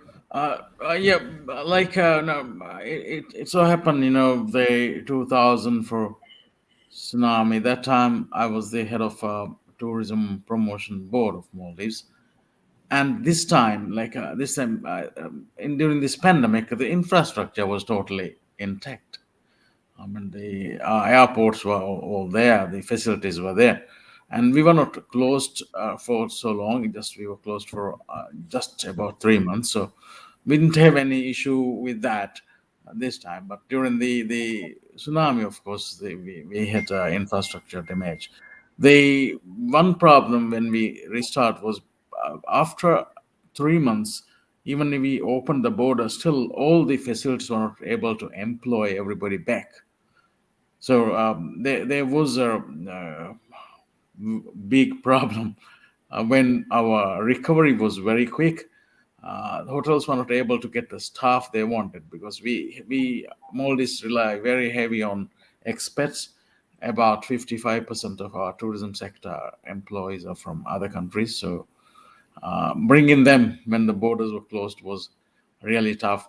Then, of course, when the small businesses were hit, that is really, really bad for them to restart with even small renovations. And that's where we needed to inject some funds from the government for the small businesses and income support for the employees. All in all, we never stopped our marketing body, Maldives Marketing and Public Relations Corporation, and Paris Visit Maldives. They continued, and I think we kept talking with international associations. PATA was there doing various webinars, giving the information, and media was very helpful. UN WTO was working with us on many aspects, and WTTC provide us with their safety stamp that was a landmark safety endorsement during that time. So all in all, the infrastructure was intact. We just needed the message from the tourists that the destination was safe, and Maldives, from the Maldives, that message was going loud and clear through tourists, through other media channels. Well, it seems like, I think, Rajan, hopefully is everything all good on your end now? Are you back, Rajan? I hope so. I think he's got. Can you hear me, Paul? I can hear you. I think there's a slight delay, but I can hear you. We have still technical. Yeah, I think you still have some delay on your end. So Kunchatan, so during the borders closing, I mean, so did Thailand sort of take the opportunity then to rebuild some of the infrastructure or create new products to maybe attract sort of in response to changed demands from tourists? Well, I'll talk in terms of what we did. Okay, TAT. Of course, each provincial government, they had their plans to rebuild and retrain people. The thing is, it was each destination was not equal in terms of tourism assets, in terms of tourism development, in terms of tourism skilled tourism manpower. So they had their various steps to go through. But for us, we decided to concentrate on improving marketing skills. All right, we took the opportunity to send out teams to various destinations within the country to really train people on marketing, give them the know-how, tell them about new markets, new segments that they should be looking after, or looking to get. And then we kind of like mixed and matched the assets that they have, the tourism products and services that they have, and then we delivered those services and products to prospective clients in various markets around the world. Okay, of course, there was a long period when no travel could have been done, but we kind of kept Thailand in focus, if you will, on the top of mind of people, that once travel is ready, then we're ready as well. That sort of thing. Yeah. Yeah, it's sort of in line with the Maldives, and they've always been, Dr. Monsoon has said they've always been sort of communicating that, your destinations, it's important to stay top of mind for travelers even during the border close. And what about Sri Lanka? I mean, Dushan, what did you guys take the opportunity to sort of build new products for sort of the new change in travel behaviors, or upgrade the infrastructure, or like reskill your workers? What was that like for you there in Sri Lanka? Yes, actually, we have undertaken many initiatives during the pandemic period. The main was the renovation of the airport. Because our airport was running at full capacity pre-COVID 2018. Based on 2018 numbers, we the fact that the airports cannot operate, in a efficiently, in a customer-friendly way.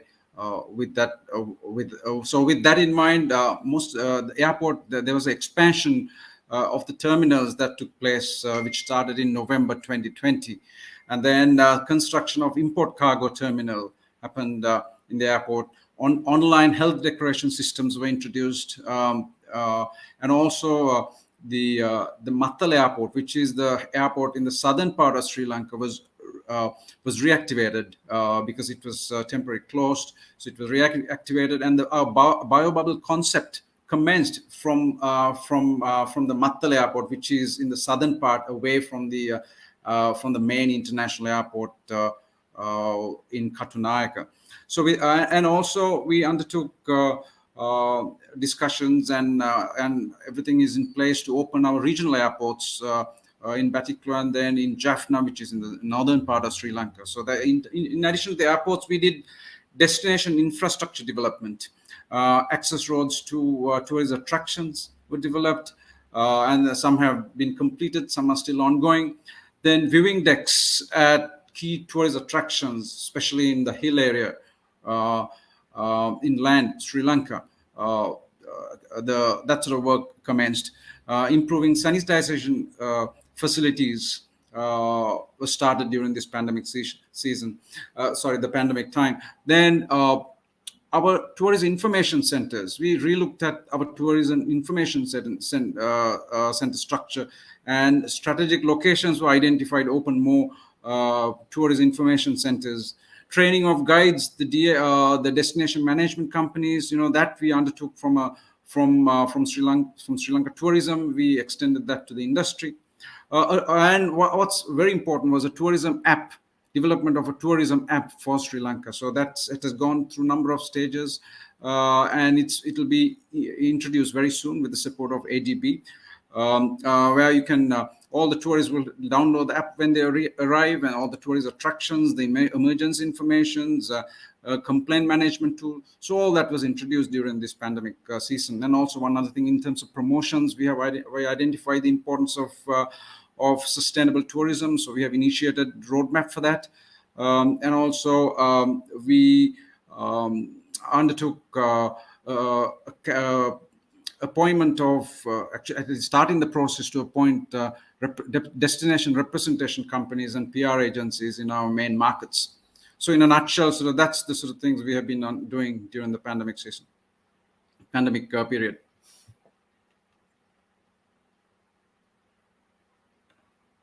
It's great to hear that you've stayed busy during the pandemic to help, improve your infrastructure there.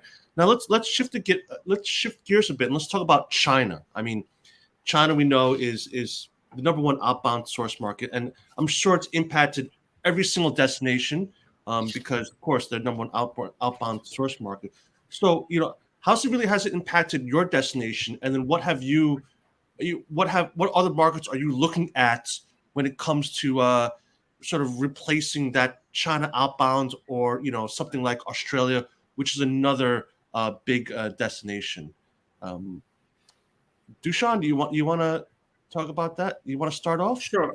I mean, if you look at our revenue, if I take that angle in terms of revenue for the destination, our tourism earnings was around 3.6 billion in 2019, and which dropped to 682 million in 2020, and then it even dropped further in 2021. So all that is because arrivals from key markets have not happened. So China and India are the two top markets for us, which generates about 25% of the total arrivals. So with that, it was a major impact because 3 million people in Sri Lanka depend on the tourism industry, and not having key arrivals from key markets was always an issue. But what we have done is we have looked at other emerging markets such as Russia and Ukraine. So we did promotion campaigns in those countries, and in the last couple of months we have seen a turnaround in this. We have seen tourist arrivals, even though it's very low, we have seen an increase, almost doubling of arrivals over the previous month. Month by month we have seen an increase, and also there are, in addition to our national carrier, 22 airlines are flying into Sri Lanka now, so which is also a very positive thing. And we have Sri Lanka's direct connectivity to some of the European countries and India, even though China is still closed, and there's no direct passenger airlines operating. We still have been able to increase tourist arrivals to Sri Lanka from other regions, and so in that instance, Russia and the Middle East has been two top markets. And also we have seen Germans come into Sri Lanka, especially for Ayurveda and wellness tourism. So that have been very popular in the European market. Of course, Europe is also still not doing that great. So it's a very challenging time, and we need to work in collaboration with a lot of agencies and associations like PATA, work in collaboration to overcome this situation. And Kunchatan, I mean, I know of Thailand, before the pandemic, I think Chinese visitors made about 10% of all international arrivals, and even ASEAN, right, made about another 10%. That's 20% of all arrivals pre-pandemic were from ASEAN or China. So, I mean, how has that impacted you, and how are you guys shifting, your marketing into what markets? Like, and because we don't know when China will open up. I mean, what's that strategy then for Thailand, saying, okay, who knows when Thailand opens up? That's 10% pre-pandemic. We need to shift and look at other markets or other segments. What's TAT doing in that regard? Okay. Well, actually, China accounted for up to 25% of of all arrivals to the country. So it's a big chunk. And when travel resumes from China, Paul, it will continue to be a big chunk. But in the meantime, we're lucky that we have a good presence, marketing presence, in most of our major markets through our overseas offices. Okay, we have 27 offices worldwide, and even though some of those countries where the offices are could not travel, they never stopped working. Top of mind things, talking to partners, and so on. So risk management is always a big deal for us. We have had our lessons before when we try to rely on a particular market at a particular time, and that didn't work out too well for us. So we try to spread out the risk, and make friends with as many people, as many segments, many countries as possible. I always say that there's a silver lining in everything, and the pandemic allowed us to explore new markets, new segments where maybe we haven't looked at before, or maybe we haven't really continued the marketing activities there. There have emerged countries in the Middle East, in Eastern Europe, that although they're not sizable in number of arrivals, they present a good opportunity to build. Okay, so we'll keep on doing that. In the meantime, we're still talking with our friends and allies in China, and as before, if you're ready, we're ready. But then, I mean, Kunstans, what's your follow up on that? So, I mean, but from these new markets, are they long stayers? Like, are they staying longer than, let's say, your traditional Chinese market? So does that sort of compensate for that a little bit more? In a way, yes. Especially from the long haul markets, they tend, of course, to stay longer. I'm sure this is the case with the Maldives and Sri Lanka as well. They come a long way, so they might as well stay longer, especially during winter. All right, but to be really honest with you, Paul, we go after every segment. We go after every country. The short haul markets, even though travel is not really convenient still, but there are people who can travel. Okay, there are segments who can travel. For example, from South Korea, we are getting golfers. Okay, we are getting golfers to play on courses way outside Bangkok, which is a good thing.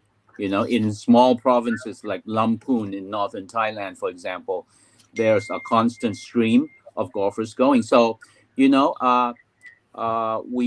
try our best to identify segments who can travel, even though sometimes when they return to their home countries, they have to go to quarantine or so, but still there is a desire, a demand to travel outbound. Yeah, we've heard the term many times before, the revenge travel, right? The pent up demand of revenge travel. So, Dr. Masoom, I mean, I said you're a very success story. A million travelers this year in October. So, what are surprising markets for you that have been coming to Maldives, right? I mean, you said a million travels. That's I'm sure many destinations would love to see those numbers.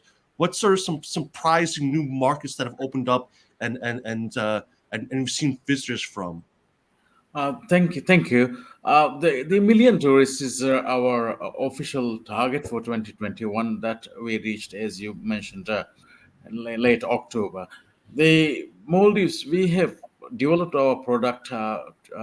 We have diversified our product for all the markets, all the countries, and to overcome the traditional low season, high season, we have been concentrating on many source markets, and that helped this time. China was the biggest. When China was absent, it's not a good sign. But we had our Indian market.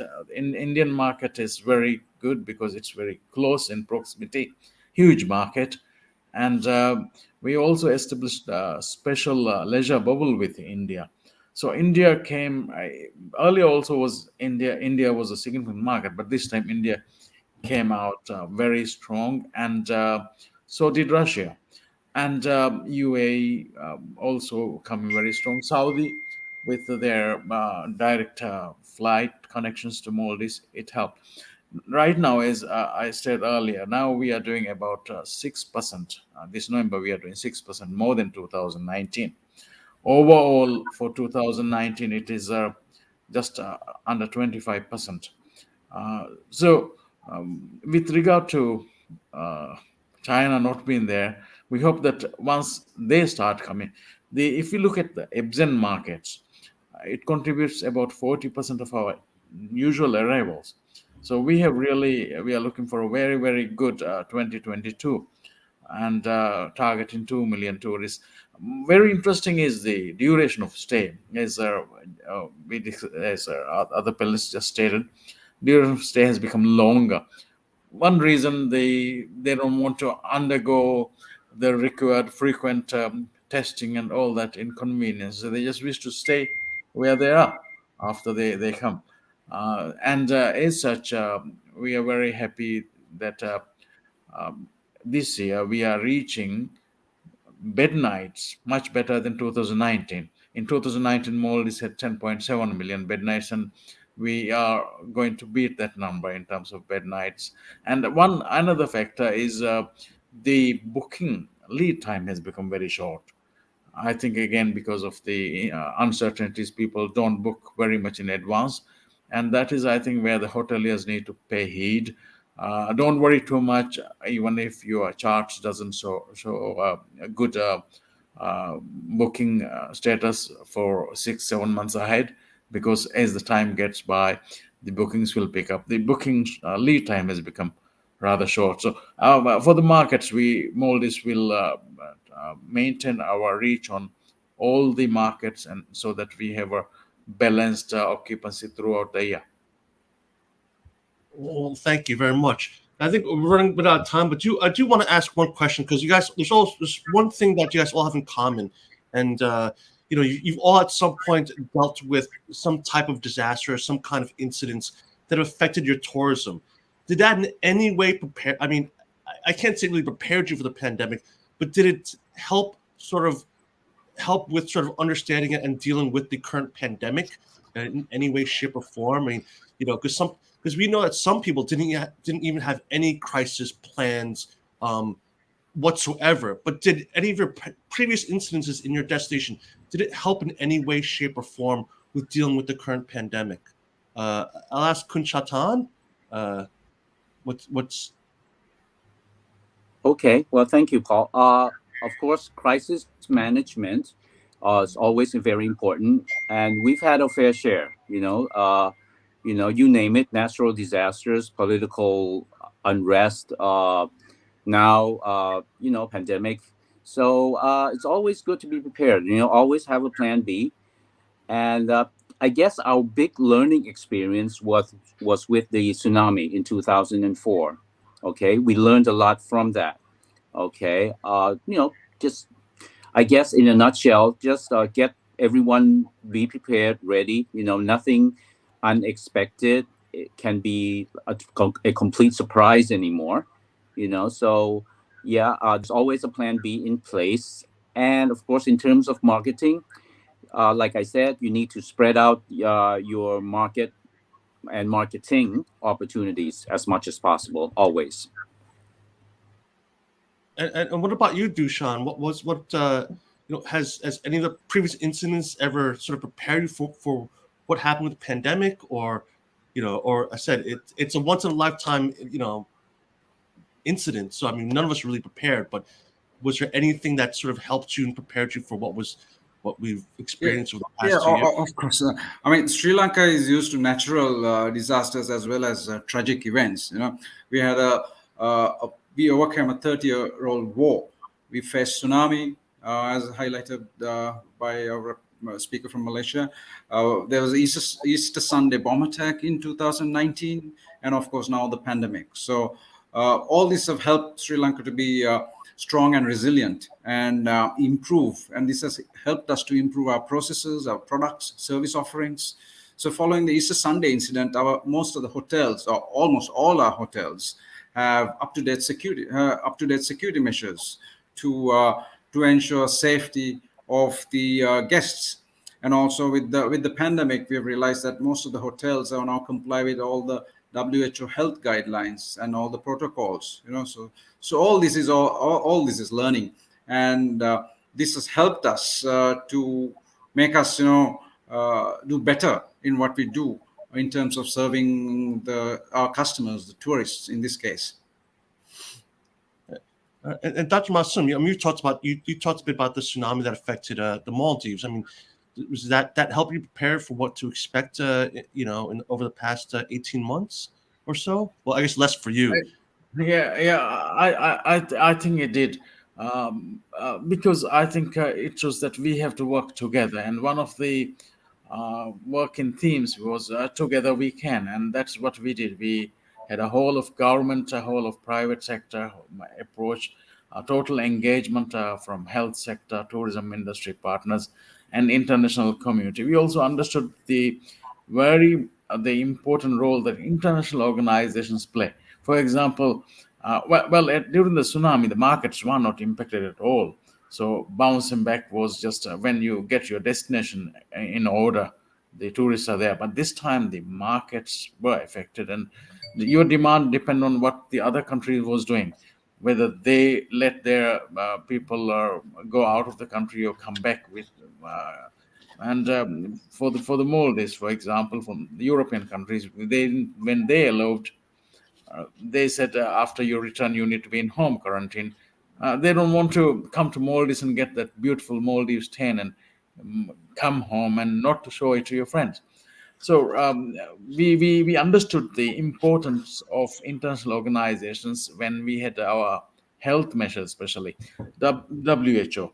When we have this and that protocol, it's always very convincing for the tourists and industry partners. Well, this is the WHO guideline, and we are following that. And so did other travel-related international organizations. We also understood the importance of global partnership, international relations. Our foreign office, together with our embassies abroad, we were able to give the message loud and clear. One very important aspect for the Maldives quick recovery is, of course, we have our geography with one island, one resort concept that itself formed the bubbles. And we had a very strong asset for us, that's our repeat visitors. Maldives introduced the world's first destination border mile, Maldives border miles, and guests, tourists who came there, they know what Maldives is, and they are very happy to come back. And these repeat visitors always help us revive in terms of crisis. And I'm thankful to international community, tourists, and the Maldivian partners for the work, the way we have worked together. Thank you. So we're just about out of time. I just want to ask you guys one last thing. Just the most important thing as we look towards recovery. What is it that we need to do as an industry? So I'll let you guys each about 30 seconds. What's that one thing that we need to do? Everybody in the industry needs to do to work together for a safe and responsible recovery. I'll start with Dushan, and then we'll go to Kunchatan and Dr. Masoon. So Dushan, final thoughts. I think what's important and what we have learned is we need to work as a team. We have to collaborate with all our line agencies, government line agencies, the private sector, the tourism industry stakeholders. It's very important work that is domestically, internally. We need to work together, and also we need to build partnerships. Partnerships. When I say partnership, like PATA, like donor agencies, if that's applicable to your destination, and also with other tourism agencies. These are very important. With the media, we have to build partnerships with the trade, international trade, international tourism stakeholders. Building partnerships is also very crucial to work together. We have to work towards growing tourism, and then if international tourism grows, then individual countries will also benefit. So that's why it's important, and because each country has its unique characteristics and tourism attractions, which is that's why it's so important. And working collaboration is the main thing that's important. I definitely agree with that. Kunchatan, final words. What's the most important? My response is similar to Mr. Dushan's. Everyone has to move in the same direction. Especially with a tourism industry as big as ours. It's really a challenge, but we got to look at the big picture and move together. Okay. In addition, in the past, when we do marketing, we just send people to places within the country and let the destinations take care of whoever we send, right? With the trust and faith that they can do it, right? But now, since the pandemic, everything has changed. The the tourism landscape has changed. Desires of the travelers have changed. So it's important for us to really be aligned. I mean, the sender, who's us, the tourism marketing organization like us, as well as the receiver, which are the provincial governments, the destinations, the local communities. First of all, they have to say, yes, we want international travel, we want international visitors. And then, with various things, we have to see eye to eye, and that takes time, but it's something that we have to do going forward. And Dr. Masoom, you have the honor of the last words for this panel session, and your thoughts on this. Thank you very much. I have really learned so much, and I've enjoyed the discussion. This pandemic has taught us that we need to be ready. We need to be ready, but no matter how ready you are, there would be a time that you have to pull out all your resources. For us in the Maldives, we had our natural geography that helped us. The partnership was really, really helpful, the trade partnership. And then once we wanted to give a clear message, it's very important that you have simple procedures. That's what Maldives did. You needed only a booking and a negative PCR. And we were very, very transparent, And we ensured the safety, that because to travel and tourism, no matter what, safety is the key. Maldives has been a peaceful, safety destination, and that will be the challenge. Another aspect that we really realized is the importance of tech savvy, being IT friendly. I think the next generation tourism is going to be really, really reliant on information communication technology, where everything, all our information is going to be IT based.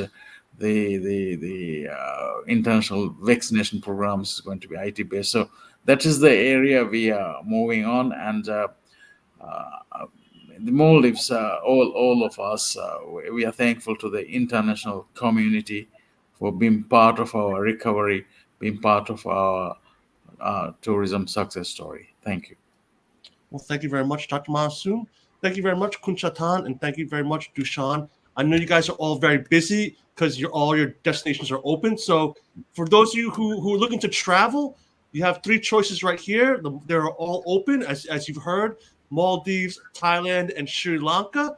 So if the holiday season are coming up, so feel free to check out the destinations.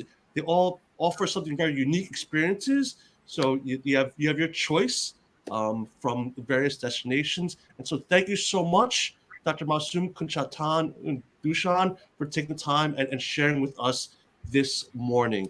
And I'll let you guys. Thank you. Thanks, Pata. Thank you, Paul. Thank you. Thank you very much. Take care. Bye-bye. Thank you. Take care and stay safe. So, I think there's some really important points that came out of that discussion, really. As all of them said, partnerships is a really important aspect, and that's why PATA is here. I mean, we are a nonprofit membership association, that works with both our public and private sectors for the responsible development of travel and tourism to, from, and within the Asia-Pacific region.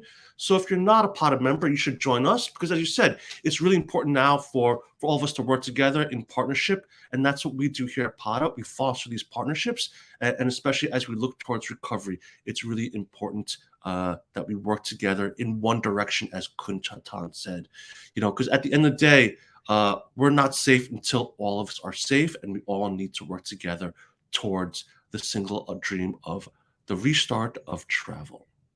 So with that, let me get my pointer. We've come to the end of the morning session. So once again, thank you to, sorry, one second.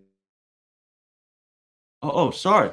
Before I get the thank yous, I'm going to step back 1 second here. Sorry, we missed this in the very morning session. We talked about the Rainforest World Music Festival, and we were supposed to play a video, But we do have the opportunity now. I completely forgot. My team just reminded me. We want to show you about that first session this morning. We were talking about that festival. We want to show you just a quick video so you have a better idea of what they were talking about this morning, and why you should, if you have a chance, to go visit it once borders reopen and you can safely travel. So without further ado, check out this quick video of the Rainforest World Music Festival. Mother Nature. We had been slowly neglecting her presence and contribution. She had no choice but to go into a deep slumber. She left us one great gift, and that is her heritage, our culture.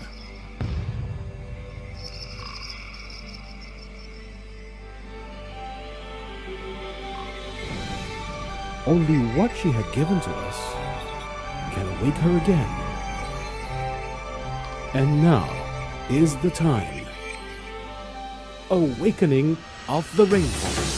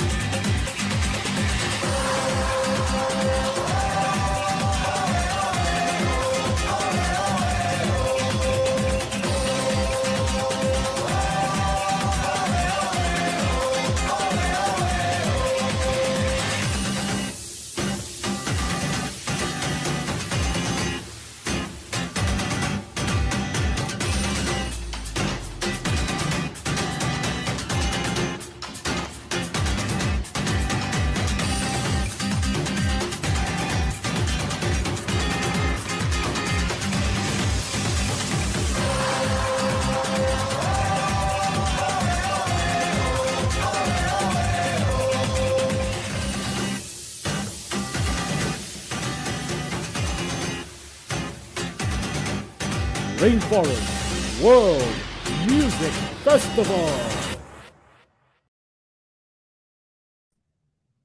Where they go? You saw the date for next year's festival, so feel free to register for it and enjoy it. We heard about it this morning, and how it was very experiential experience. World music from all over, not just from Sarawak, as well as workshops where you actually get very engaged with the different culture and heritage of the various musicians from around the region and world. So we're going to end this morning session. There is an afternoon session, but let me thank all of our speakers from this morning, from the Ministry of Tourism, Arts and Culture from Sarawak, Borneo Adventure, the Ministry of Tourism, Republic of Maldives, Sri Lanka, and Tourism Authority of Thailand. And thank you very much, BBC, for trying to work out Rajan. Fortunately, if this is the new normal, there's things we have to, when we're dealing with a virtual event, there's always going to be some challenges when we talk about using technology. It's never going to be perfect, but thank you so much. I know Rajan really is trying to get on, but unfortunately, just things didn't work out. But thank you very much to the BBC. I know they helped out yesterday with a session on Stories That Inspire. Once again, also thank you to our destination partners for helping us organize this event, the Ministry of Tourism, Arts and Culture Sarawak, as well as the Sarawak Tourism Board. Without your support, none of this would have been possible, so thank you so much for all you've done to help support this event. So there's a little delay in this. So as I said, this is the end of the morning session, but we do have an afternoon session. So at 2 p.m. Later this today, in about 4 hours, a little less than 4 hours time, we have we'll come back to our final virtual tour, Embrace Heritage in Lawas. That will always be with quiz as well, so you can win 3 prizes, and then after that, you can go vote for your favorite virtual tour.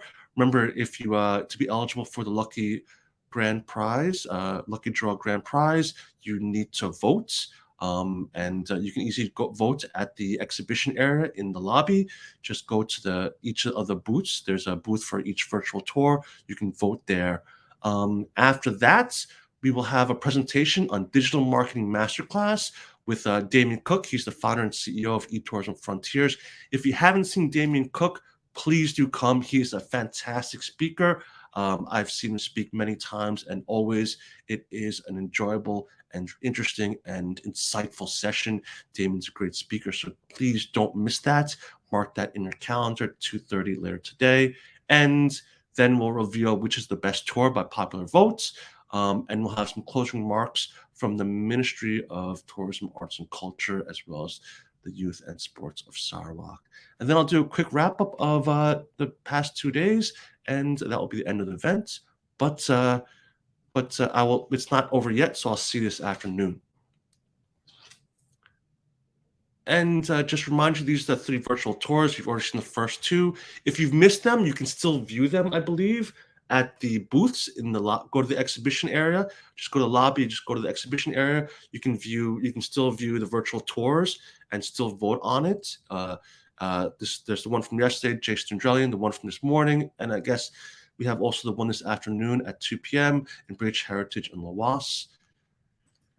After that, I said you can then vote for your favorite virtual tour. There's the Lucky Draw Grand Prize, a 4-day, 3-night trip to Miri Sarawak. It excludes international flights, but it does include a tour of the city as well as the markets. Total value of that trip is $1,500. You can then also vote for your tour. As I said, you go to the exhibition booth area. You can see the different booths for virtual tour 1, 2, and 3, and vote right there on the booth. Voting closes this afternoon at 3 p.m. and we'll announce the winner, the lucky draw winner, on Monday on the PATA event webpage. And as I said, in the exhibition area, besides the virtual tour booths, you can also see the local product showcase, various arts and crafts from Sarawak. Feel free to visit the booths and chat with the local representatives that are awaiting you. So,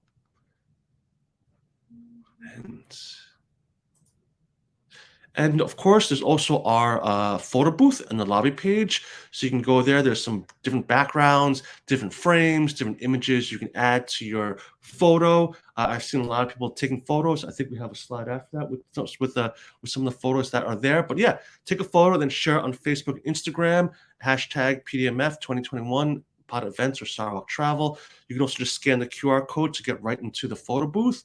It's fun. Let's see some of those photos that already been taken. Here, yeah, see, there's some great photos of people using the photo booth. I love the cat one there. Someone was able to get their cat to stand still. I couldn't get my cats to do that. I love the one with the little baby, very cute. See, some of our staff members are doing it as well. So feel free, join in the fun. Take a photo at the photo booth and share on your Facebook or Instagram. I think you can also probably share on your TikTok if you have one of those as well. So have fun, join in the fun, and I want to see those big, beautiful smiles.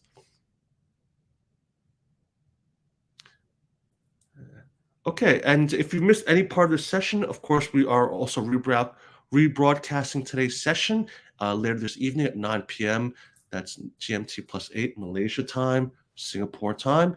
So there'll be no break on the rebroadcast. So it'll be just one full session that'll go from morning to afternoon. And then afterwards, the post-event recordings will be available only for PATA International members. However, the platform will be available for 1 month after the date, so up to just after Christmas, and then we'll close the platform. So if you did register for the event, you can view the sessions on demand on the platform. But after that, the video will only be available for PATA members. So if you're not a PATA member now, another reason why you should join us today. And with that, that is the end of this morning's session. If you have any questions about today, about PATA, I'm always here to answer those questions. My name again is Paul. I'm the Director of Communications and External Affairs, and my email is right there, paul@pata.org. If you want to know about more PATA and our events and our activities and our research, feel free to visit our website, www.pata.org. And with that, I will see you this afternoon at 2 p.m. sharp, where we'll start off with our last virtual tour. So in the meantime, go catch up on work if you have to. Check your emails or do anything else you need to do to please your boss. But, grab some lunch, grab a coffee, grab a snack, and I'll see you at 2 p.m. later today. 2 p.m. Malaysia time, Singapore time. So with that, take care. See you this afternoon. And till then.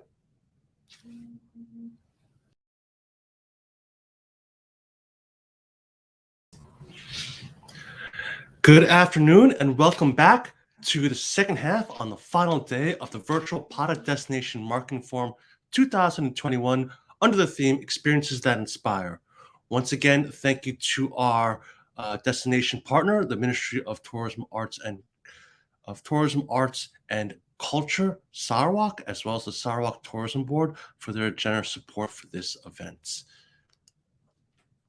Allow me to introduce myself for those who are just joining us for this session. But as many of you know, my name is Paul Brancan. I am the Director of Communications and External Affairs at the Pacific Asia Travel Association, also known as PATA, and I will be your host for the rest of this afternoon. So I'll just go quickly through some housekeeping notes just for those who've only been joining us for this session. But as a reminder for everyone else, please remember we have a chat function on the right-hand side of your browser. You'll see, just feel free to chat with the other delegates, say hello, where you're from, any feedback you have, maybe about the session, insights or things you want to add about the session, feel free to drop it in the chat. You also can see on the top right-hand side of the browser, there's a one-on-one chat. So if you see somebody you know, feel free to engage in a one-on-one conversation as well. You'll notice the bottom of your screen too, a way to get back to the lobby and the exhibition area, which will be important because I'll go through my other notes in a second. And as always, feel free to share what you've seen today on social media.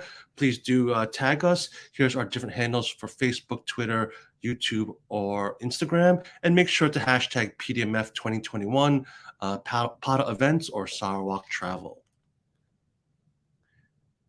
Now, talking about social media, we do have a photo booth for those of you, just a reminder, a lot of people have been already using it. It's good fun, something to just kill your time and share with everyone here today and with your friends on Facebook or social media. There are different backgrounds, different frames, different images you can add to your photo, and then you can share it there.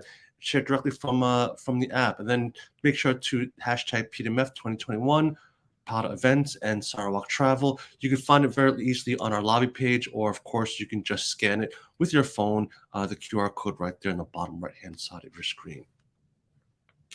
Now, these are just some of the photos that people have taken over the past 2 days. So feel free to join in the fun. There's some really cute photos. I always talk about the cat because it's kind of funny. They got the cat to stay still. So just an FYI, these are some of the photos. Why don't you join in the fun? Take a photo today. We also have our third virtual tour. The one is coming up right now in just a few minutes. So after that, feel free to vote on it. If you've missed any of them, you can always go to the booth and watch Virtual Tour 1, Virtual Tour 2 that happened earlier today. After Virtual Tour 3, feel free to vote. There'll be a lucky draw prize winner for those who voted. So the only way you'd be eligible for the lucky prize is if you actually vote for the best virtual tour.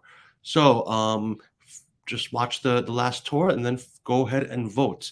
The prize is fantastic. And what is the prize, you might ask? It is a 4-day, 3-night trip to Miri, Sarawak, Malaysia, with of course, it's a hotel stay and as well as a tour of the city and a tour of the market. It's valued up to $1,500. So the voting closes at 3 p.m. So right after this final tour, feel free to vote. We'll announce the winner on Monday, November 29th on the PATA event webpage. As you can see, also, it's easy to vote. You can just go to the exhibition booth, either Virtual Tour 1, Virtual Tour 2, or Virtual Tour 3, and vote right there on the exhibition booth. If you've already voted, you can also change your vote as well. So feel free to change your vote if you've changed your mind after watching this final virtual tour. And in the exhibition area, remember, you can also find the local product showcase. So we have various arts and crafts from Sarawak. Feel free to visit the booth, chat with the local representative, and learn more about the culture and heritage of Sarawak. That's easily located from the lobby page. And I believe that would be all of my housekeeping notes. So let's get on with the second half of today, and actually the closing of the virtual PATA Destination Marketing Forum.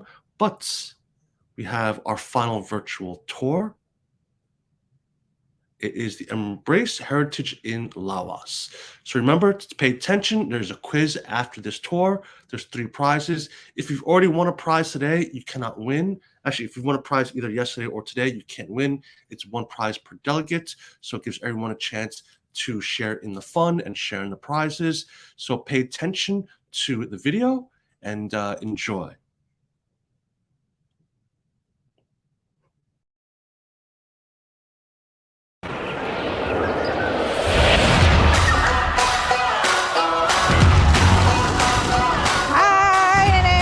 Welcome to Take Me to Sarawak, the travel show that takes you on a journey for great food, culture, and meeting interesting people in little-known places.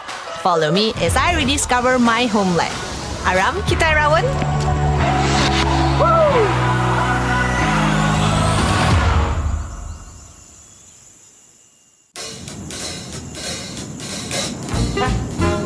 Welcome back to Take Me to Sarawak. We're now heading to Kampung Long Tuma in Lawas.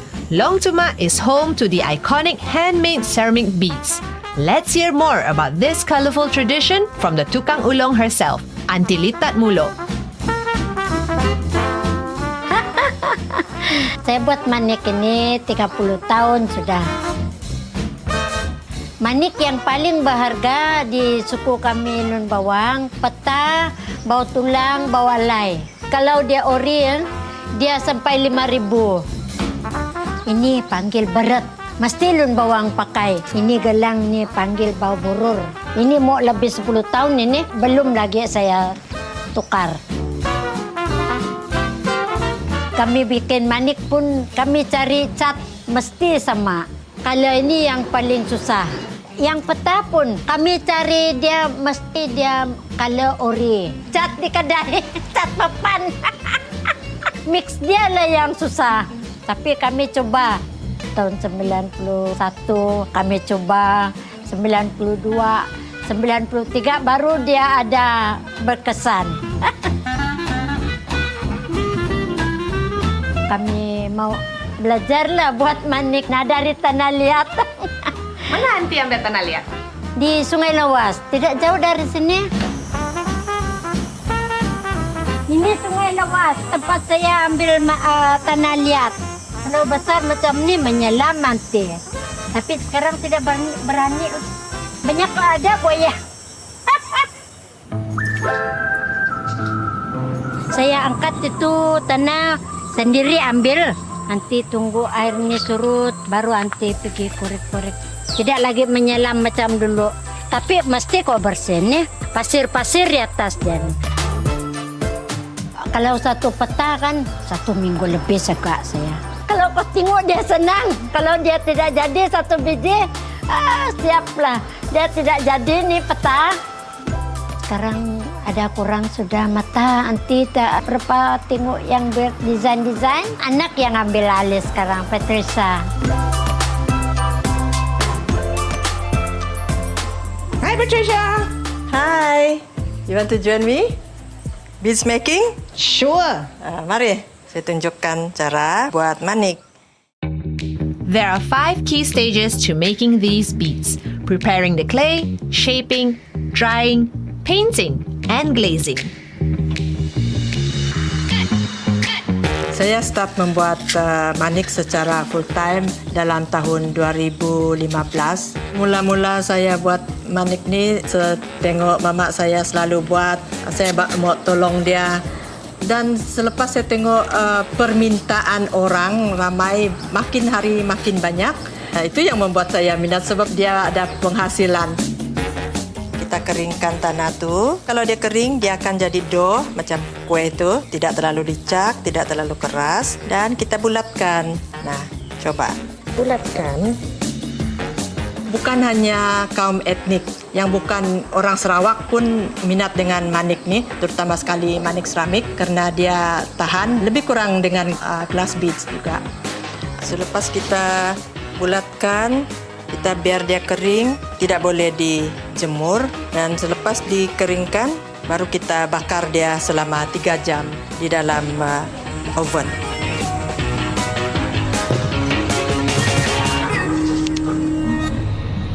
Selepas kita bakar, mungkin mengambil 1 hari untuk dia sejuk. Warnanya akan berubah.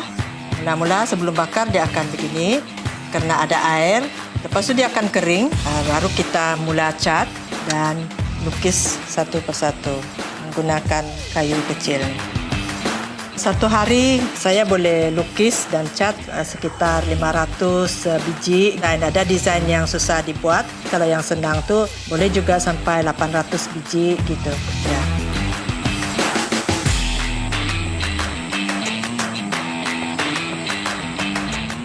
My letters are fat. Don't think I have enough space because Lawas people keep feeding me. I can't even put the E in. Oh man, that is so nice. I don't care, I want to do this again. Then another one. Toothpick yang tajam. Tajam pandai. Oh. Cuma saya tidak pandai sejak. Perlu passion. Ini berapa tahun sudah buat? Kalau tidak pandai berarti tidak. Jangan buat. Jangan buatlah. Kalau dia cantik betul tidak art sudah. I know why my beats shorter. Ya. Selepas manik ini dicat dan dilukis, kita akan menggunakan glaze ini untuk membuat pembakaran yang terakhir supaya dia jadi manik seramik. These beads have a pretty cool history. It was actually used as trade currency for merchants. Aside from looking good, it is also believed that the longer it lasts, the better. That's why heirloom beads are so valuable. Manik tradisi itu yang ada warna dia, cara pemakaian dia, peta yang di kepala itu, cara cucuk dia lain, desain dia lain. Itu saja yang membedakan dia. Dia pun digunakan sebagai barter trade juga. Sampai ke sawah pun diorang beli pakai manik juga. Kerbau pun pakai manik juga dulu. Tapi sekarang ini hanya untuk perhiasan saja lah. Ini proses terakhir, membuat rantai ke, membuat anting-anting ke, gelang ke. Saya lebih suka buat rantai, ada untuk santai, ada untuk pergi ke majlis-majlis. Untuk membuat rantai ini ada juga banyak bahan yang diguna dan ada juga yang simple, yang tidak perlu banyak aksesoris lah.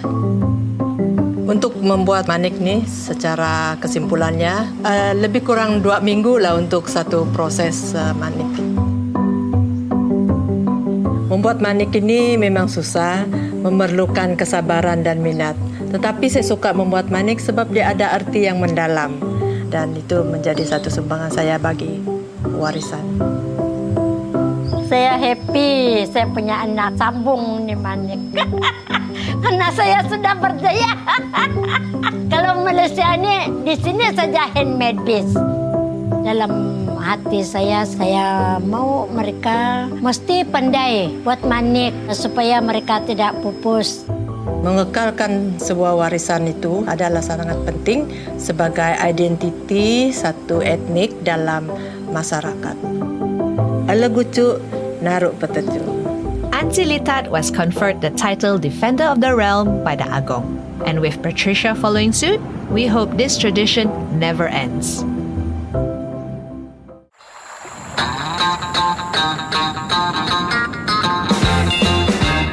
And we are back.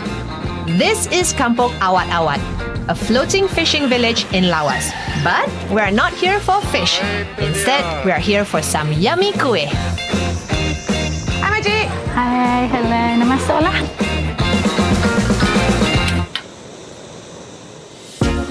This is Nenek Buntar, purveyor of kuih for Kampung Awat-Awat. Makcik buat kuih selama 30 tahun dah. Anak-anak yang tolong, cucu-cucu yang tolong. Kalau pagi nak buat kuih tu, makcik sediakan barang-barang yang untuk dibuatkan kuih kan.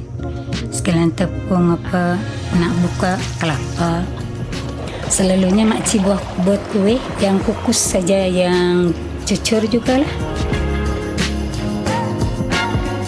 Yang makcik buat ada dalam 7 macam lah kuih. Bingka, Sri Mukah, serupa, cakwe, kuih pau, kuih kuci, telapam.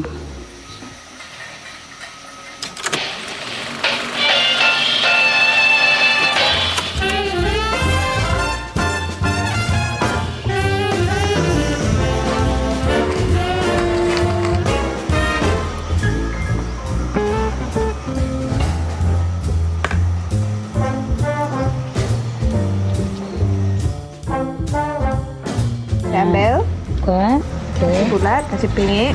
Okey. Okey. Potong. Kasih tekan dia. Okey. Lepas tu bulatkan. Bolehlah.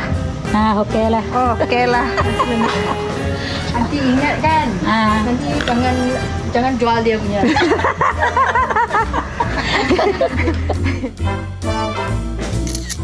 Pelanggan ramai.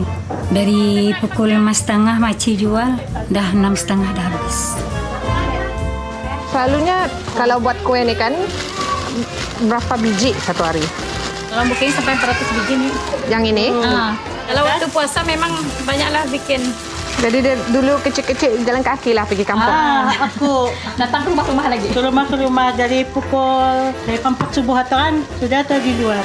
Sekarang jalan lagi lah. Pakai telepon sejak. Kalau ambil sudah orang. Modern sudah. 15. Kueh making is a family business, and so everyone pitches in to help.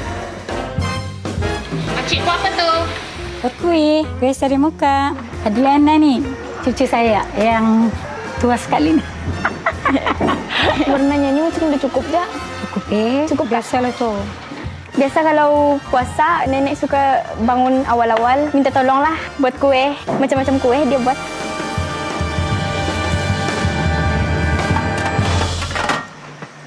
Okay. Oh my, these kueh look so yummy. While it cooks, the sweet aroma of coconut milk and sugar fills the air. I can't wait to try some. But first, let's deliver these goodies. Dulu kampung awat-awat ni, diorang bilang macam sungai saja kan. Orang dulu bukan pakai enjin, dia pakai awat, sejanya awat pakai pengayuh kan. Itulah diorang yang dulu-dulu lah bagi tukarnya nama kampung awat-awat. Bye. Sarang heyo. Orang sini tapi tidak tahu rumah. Kalau aku rasa dia selamat tangganya tu kau naik kah? Okey, ni kita pergi mengantar makanan orang seberang. Lepas tu kita menghantar guna bot. Ada 8 beg ni, semua ni. Lepas tu saya mau hantar yang dekat-dekat sini dulu. Memanglah kami panggil kampung bangsal sini. Sini adalah selalu customer yang beli dekat nenek saya. Pelanggan setia macam tu.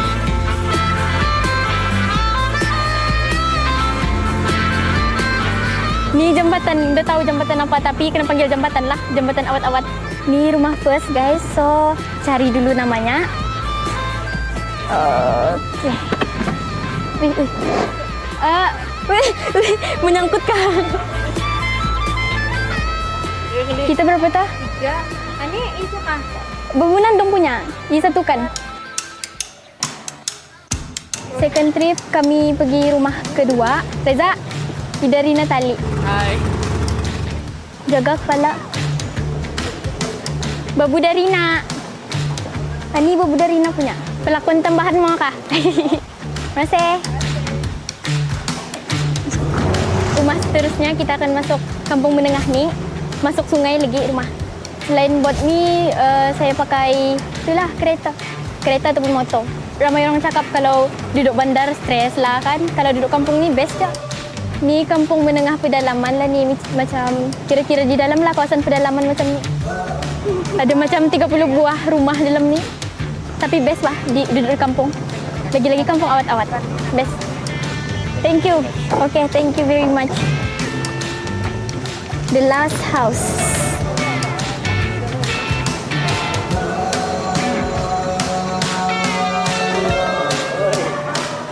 Okay, ni rumah paling last. So, hantar dulu.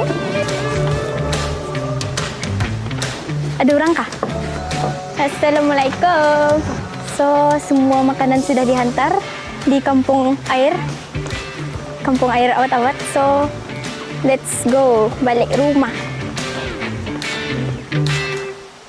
Can we take a selfie? Okay.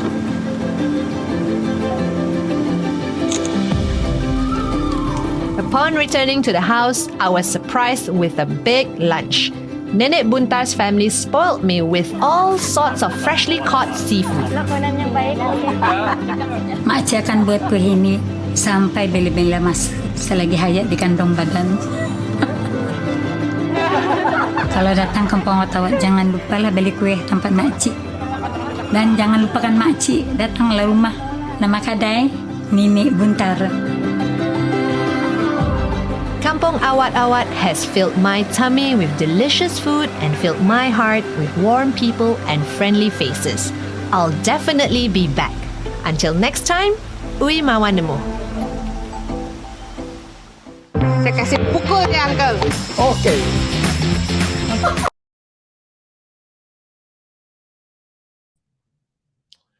All right, we're back. I hope you guys all enjoyed that final virtual tour. I know that that last shot there, it really made me hungry. The food looked delicious. So if you were paying attention, are you ready for the quiz? Very easy to join. Go to slido.com and the code is 772841, or scan the QR code as shown on the screen. Remember, we have 3 prizes for first, second, and third. It's also timed. So if there's a tie, it will be about who answers the correct answer fastest. I think you have about 15 seconds per question. There's not many questions, maybe 5 to 6 questions. So be ready, be quick, be on the button, and choose the right answer. So join the quiz now. I'll show you while everyone's joining now. These are the various prizes for first prize, second prize, and third prize. First prize, of course, is a 4-day, 3-night trip to Miri, Sarawak, Malaysia. It does not include international flights, and none of these prizes do, but it does include a stay. So second prize is 4 days, 3-night trip to Cebu and Mukah, Sarawak, Malaysia. And of course, the last prize is a 2-night stay in Kuching City Hotel for 2. Terms and conditions, of course, always apply for these prizes, and prizes are limited to a maximum of 1 delegate per the entirety of the event. So now that you've also seen the final virtual tour, feel free to also vote on your favorite tour. Remember, there is a lucky draw. It's the grand prize. So to be eligible for the lucky draw, you need to vote. Use your full name the same name as you used to register for the event when you submit your vote for best virtual tour, so we can find you directly. We'll announce the winners on Monday on the PATA website. So please do vote for the best virtual tour, because it closes at 3 p.m. in about 40 minutes or so. So by 3 p.m. Malaysia time. So again, please do join the quiz. It's slido.com, 772841 is the code, or scan the QR code as shown on the screen. There was a lot to take in. I know there's a lot to take in regarding that video, so please, I hope you remembered what was happening, and we'll get everybody onto this quiz. So, and right after this quiz, there is a presentation. We will move to Digital Marketing Masterclass with the CEO and founder of eTourism Frontiers, Mr. Damien Cook. He's always a fantastic speaker. So please do join us. I said I've seen him speak many times. I really enjoy it. He's a very lively speaker, a very funny speaker, but actually very also intelligent and provides really great insights, especially into the digital space. He works with a lot of developing countries in Africa and the region, also to help them sort of increase their digital footprint and sort of get a greater share of the market segments. So that will happen right after we finish this quiz, but please do join us for the quiz now. And just a reminder, these are your prizes. If I can get that slide. First prize, second prize, and third prize. You have a chance to win if you take this quiz today. It's a 4-day, 3-night trip to Miri, Sarawak, Malaysia. First prize. Second prize is a 4-day, 3-night trip to Cebu and Mukah, Sarawak. And the third prize is a 2-night stay in Kuching City Hotel for 2. And of course, prizes are limited to 1 delegate per event. So if you already won, you can't win again, but you can play. And if any of our staff are playing, just want to remind you, you can't win as well. So everyone else, all our delegates, you have a chance to win a prize. Okay, I think we have some people. We have about close to 20 people joining us. So this is your chance to join. I'll give you about 20 seconds before we start the quiz. So remember, you can scan the QR code right there, or you can go to slido.com 772-841. Were you paying attention? There's a lot of people have been trying to win. I see some familiar names. So let's see if this happens. Ready? Are you guys ready? My team over here? I'm gonna count down. Remember, you got to be quick. It's about 15 seconds per question. Remember, if it's a tie, it goes to the fastest. So it's a correct and fast answer. So be ready, because I'm gonna count down. You guys all ready? Okay. Ready? 5, 4, 3, 2, 1. Let's start the game. Kampung Awat Awat is a fishing village situated in Lawas district, Sarawak, where you can find authentic local desserts. What are the must-try desserts in Kampung Awat Awat Lawas? Name 2 of them. All right, 5, 4, 3, 2, 1. And everyone chose, let's see what most people chose, Bingka and Serumuka. And the correct answer was Bingka and Serumuka. All right, so move on to the next question. What are the transportation methods that locals use to deliver food?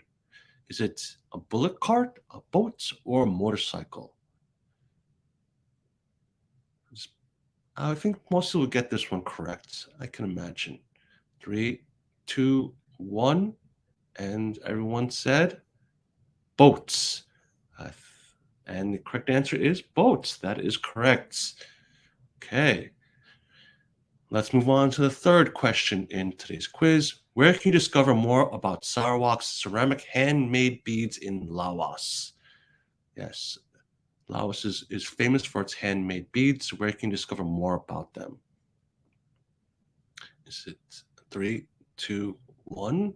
And most people chose the Sarawak Cultural Village. Interesting. And the correct answer was no, it was Kampung Long Tuma. The Sarawak Cultural Village is actually where the Rainforest World Music Festival takes place every year. So you might have been confused with that. So the fourth question is, where is the best place to learn how to make ceramic handmade beads in Lawas? And you got about 5 seconds to answer this question. Remember, it's not just about getting it right, but it's about getting it right quickly. And most people chose the Pusat Kraftang Manik Sarawak. And that is the correct answer. Okay, we've come to our second to last question of the day. And in Laos, local bead makers made their beads out of clay. What is the name of the river that they collect their clay from? 5, 4, 3, 2, 1. And most people chose Sangay Lawas. Is that correct? I would assume it would be. Okay. And the last and final question for today's quiz, and the final quiz of the event. What are the names of the most priceless beads in the Lon Bawang community? Okay. Remember, you got to be quick and you got to be correct.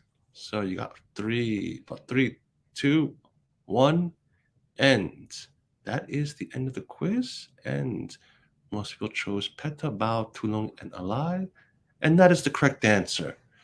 Okay, let's tally up the score and let's see who are the big winners for the last quiz of the event. We're calculating it now, and the winner is Nabila. Number 3, I guess. My team's still number 3. So first place winner is Nabila. Second place winner is Krisanda Chung. And the third place winner is Zaidi Kasim. Congratulations. Milan, I guess they're telling me Milan unfortunately is not eligible to win, I'm being told. So Nabila, congratulations on the first place prize. Krisandra, second place prize, and Zaidi for the third place prize. Congratulations, and way to pay attention on today's virtual tour. So let me bring up the slides and we'll show you what you guys won, just as a reminder. For the winners, the 30 winners, please do put your email in the chat, or you can email us. you can either email events@pada.org or myself, paul@pada.org.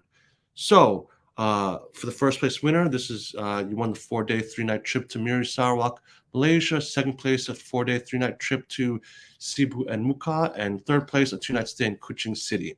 Now, we've all watched all 3 virtual tours, so there's still a chance to win one more prize. It's the grand prize. And to be eligible for the lucky draw, the grand prize lucky draw, you need to vote for your favorite virtual tour now. We have only 30 minutes left before we close the poll. So which one was your favorite tour? Right? Yesterday we had Chasing the Adrenaline. Is that correct? And then earlier this morning we had I'm pulling it up here, Tellian, the Soul of Mukah, and we've just watched Embrace Heritage and Lawas. So which one did you think was the best virtual tour? Vote now. Very easy. You can just go to the lobby and vote. You can go to the lobby and vote, or before I get to that, let me just thank again our sponsor for the prizes, the Sarawak Tourism Board, of course, for the generosity and providing the prizes, not just for this quiz, but for all the quizzes over the past 2 days. And so, sorry, I got ahead of myself there, but yes, it's your time to vote for the best virtual tour. You can just use your full name when you're voting for the best virtual tour, the same name you use to register for the event. Go to slido.com. Code is 772840, or scan the QR code as shown on your screen. If to be eligible for the lucky draw, you need to vote now. Polls close in less than 30 minutes, so in about 28 minutes. So take the time right now before I go into. But I want you to come back, because we do have a session right after this, so you can do it on your phone while still on your computer. But don't go anywhere, but do vote now. Okay, so without further ado, this was this is the grand prize for just a reminder. It's a 4-day 3-night trip to Miri Sarawak, Malaysia.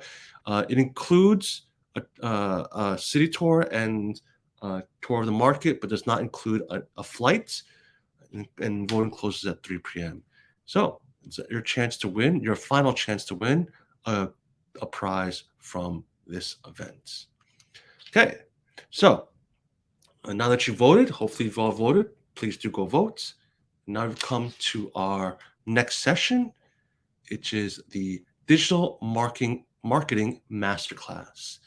As I said, today with us, we have the founder and chief executive officer of eTourism Frontiers. He is a fantastic speaker. He spoke before at our events, but said, now that with the pandemic, things have changed a bit. More people are online. And so Damien probably has some updates on how to take advantage of more eyes being online today. So ladies and gentlemen, please welcome Mr. Damien Cook.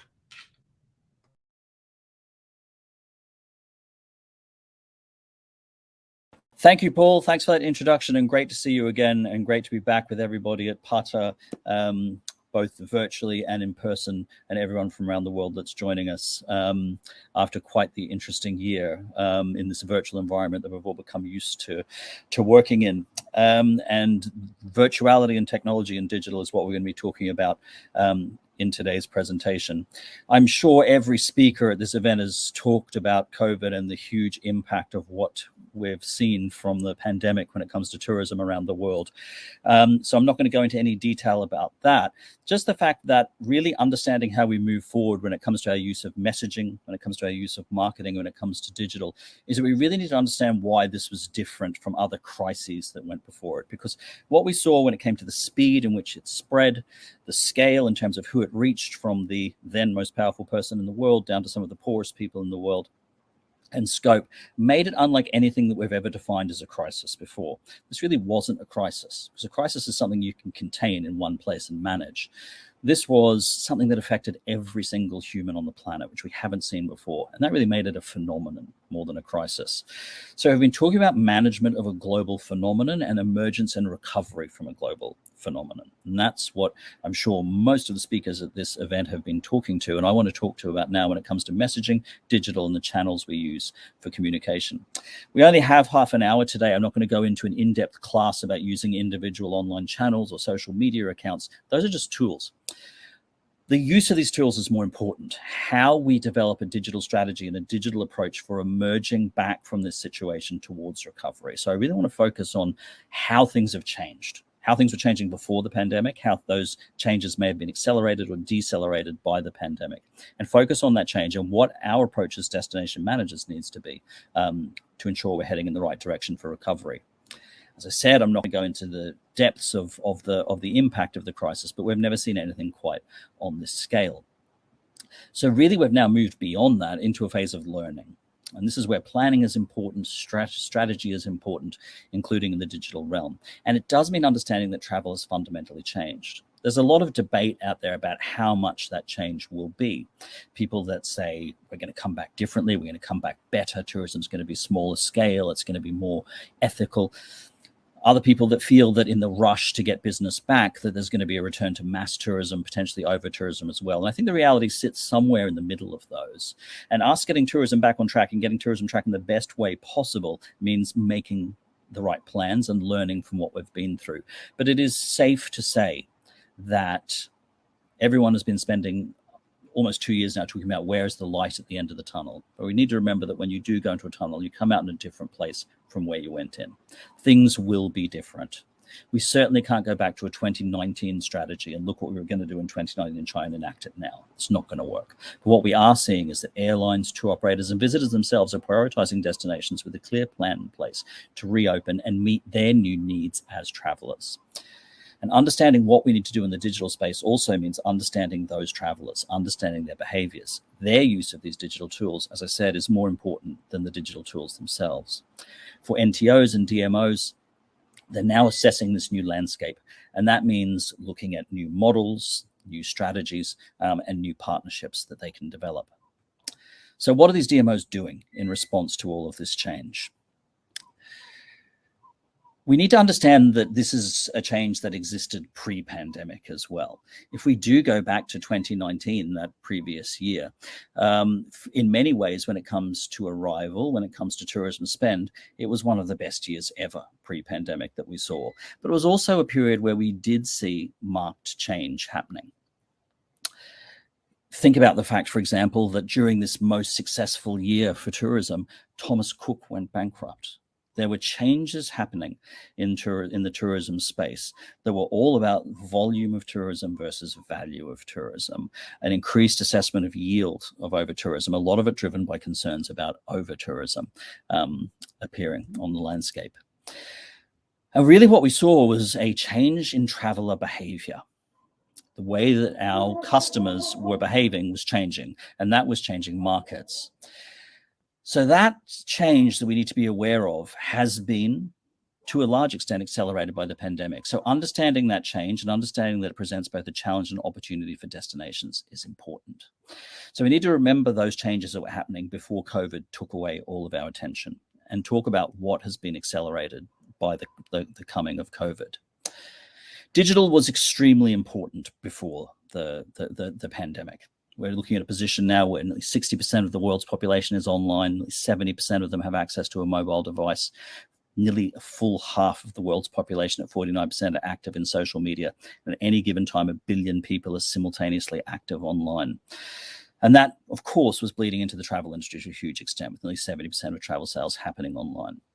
And those online travel sales were projected to reach $1 trillion by 2023 until COVID came in. So now we need to see that digital was one of the key drivers pre-pandemic. We need to reassess it through the prism of the pandemic. We saw that there was sustained growth in the digital space, and it's where we're seeing growth return now the fastest.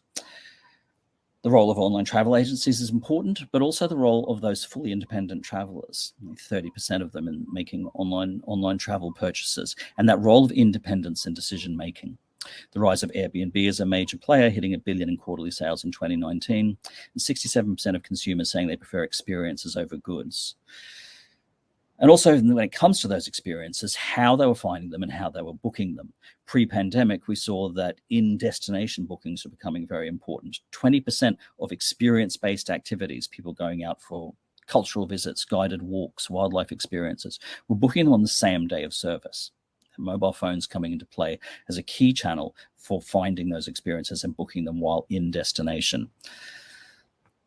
So those fundamental changes have been accelerated through the process of pandemic to a huge degree. What we saw is that some of those markets that we considered offline, those people that weren't using online, now are. Pandemic saw a 70% increase in digital consumption of content. Those formerly offline people that didn't shop online, that didn't view content online, suddenly had no choice. They were shopping digitally, buying from Amazon, working digitally, using Netflix and streaming services. Those things became mainstream. So those traditional offline markets, such as baby boomers, for example, they're also, those offline demographics were the most impacted by the pandemic. It's the millennials and millennial line Generation X travelers that will return faster in the travel space. So this has made digital more important than ever. But let's think about how digital is being used, because again, before the pandemic, we saw this change happening. How do we define that change and how do we interpret that into the future that we're now facing in recovery? There were three key drivers of change happening in the travel space and use of digital. First and most important are those millennial travelers. Millennials have been a buzzword for a long time. Everybody's talked about how important they are as a travel market. And it is true that pre-pandemic, they were traveling more frequently than other generations and had become the predominant travel market.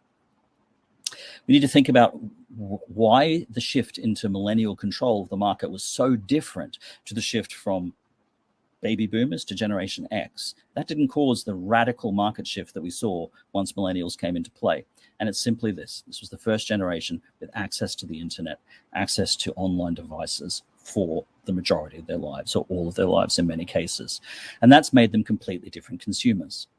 What all of that online access gives them is unlimited choice. And they've become accustomed to living in an environment of unlimited choice, always being able to access information, access opportunities, and take advantage of those which technology has enabled, which is why we see them staying in jobs less for a shorter period of time, not getting a job at 18 and retiring in it at 60, having more relationships, particularly through their 20s than before, because of access to online dating apps and platforms and tools. Choice defines their decisions. And when it comes to travel, it defines their decisions as well. But we can't talk about millennials in isolation because we're seeing millennial alignment happening. We'll talk later about how we're seeing some of the platforms still aligning into different generations. But older travelers, Generation X travelers, for example, now in their middle age, are learning from those younger travelers, their children and their friends, and seeing the way they're booking travel and starting to do it themselves. They are learning from those behaviors and aligning to them. If you look at recent Airbnb advertising, you'll see they're directly targeting the parents of millennials, showing them going to visit their kids, renting an Airbnb. All of this is a process of millennial alignment. So it's defining multiple generations. Their behavior is spreading outwards. And as they use choice to create their travel experiences, they are creating their own customized travel experience.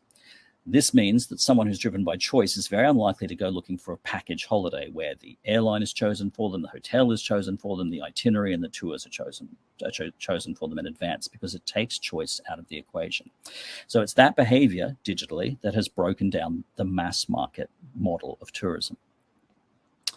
The third key driver of change is how destinations respond to this and respond to that change. Those that are clever and those that are smart are seeing that this process and this breakdown, this constant choice and customization of travel is leaving a pretty big digital footprint.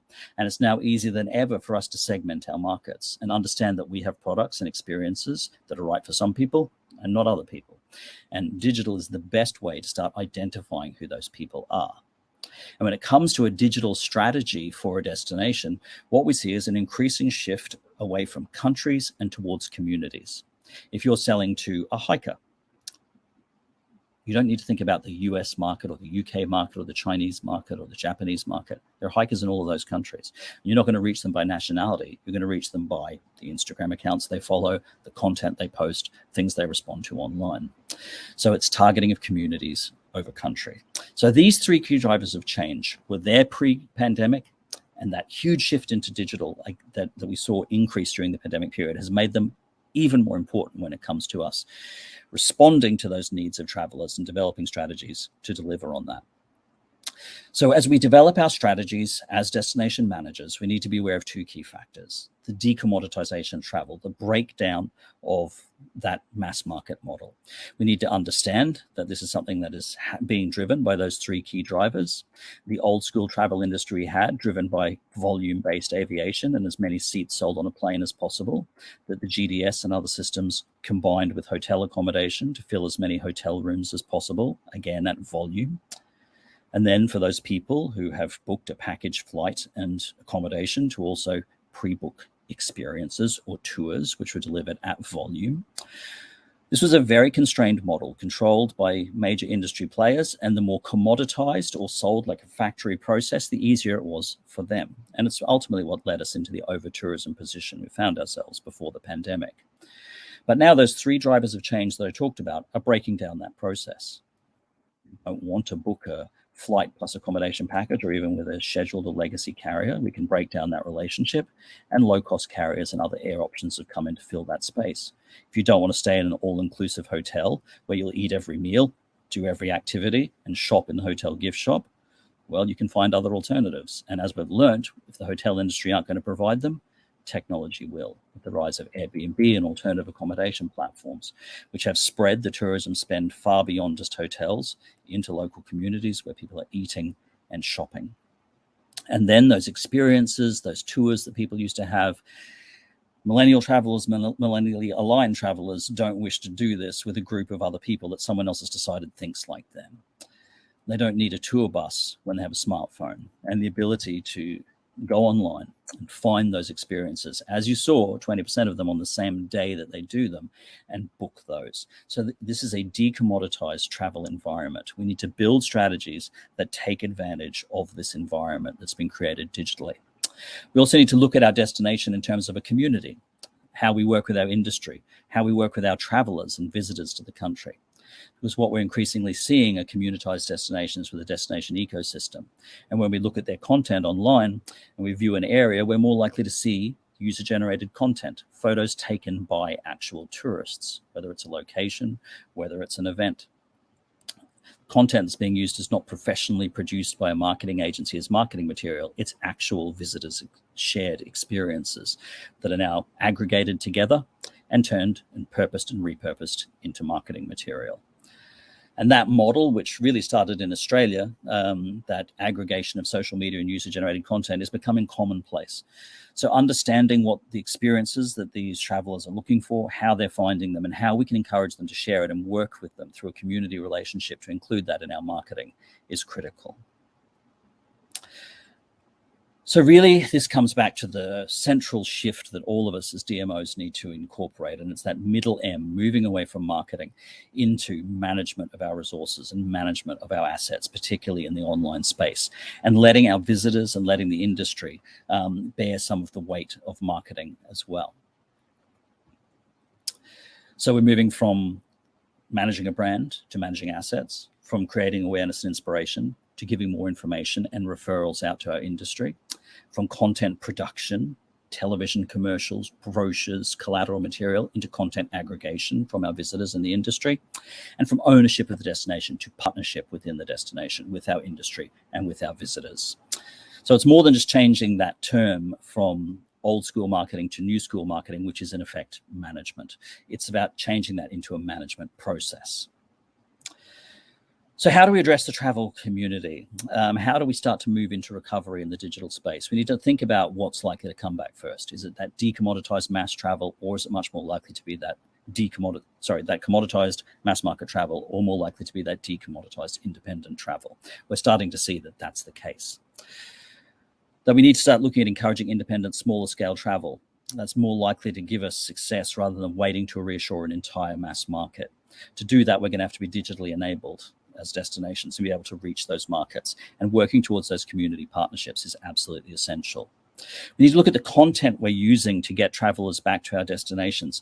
There has been an unfortunate trend when we look at the digitally shared content that destinations are putting out there to be overly aware of the new protocols and the focus that the pandemic has created, which technically are not marketing material. If we look at some of the marketing materials being used, in this case by Egypt, think about how appealing this is as marketing content. Let me just play that one.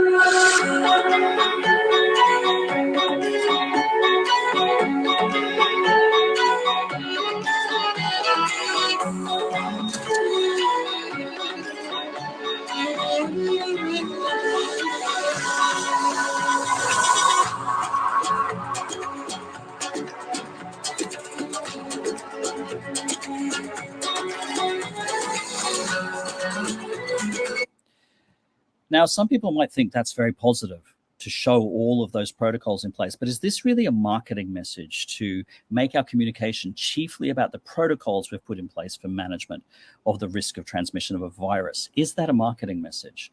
I really think we need to think about our approach. What if this wasn't a pandemic, but was terrorism? If a destination had had terrorist issues or security issues, you'd say, well, we've put on extra police, we've put on extra military, we've done things to secure the destination. Would you make that your marketing message, though?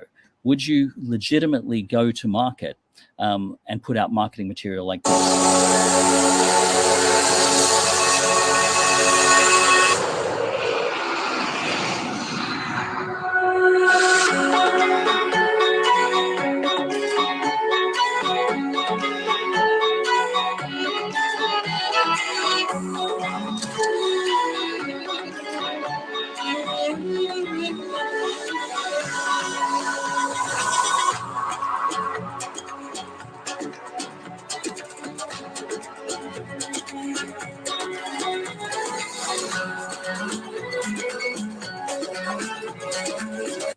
I don't think many destinations would do that.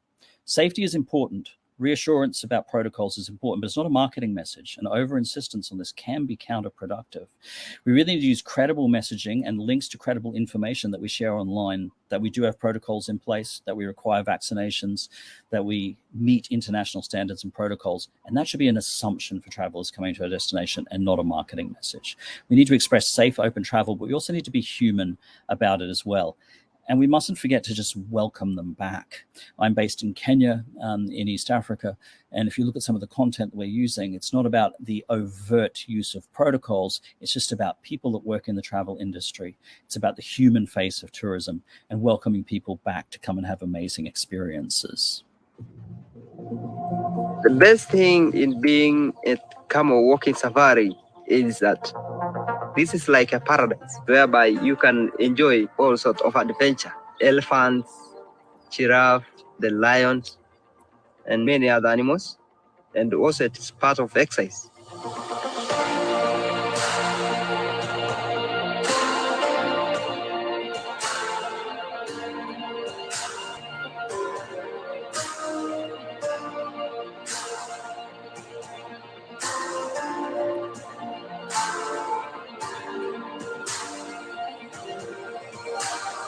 I enjoy the camels because they are very friendly. They are very polite animals. They are just like human. And they are my friends. My name is Paul Shilingi. I work as a guide at Karisia Walking Safaris.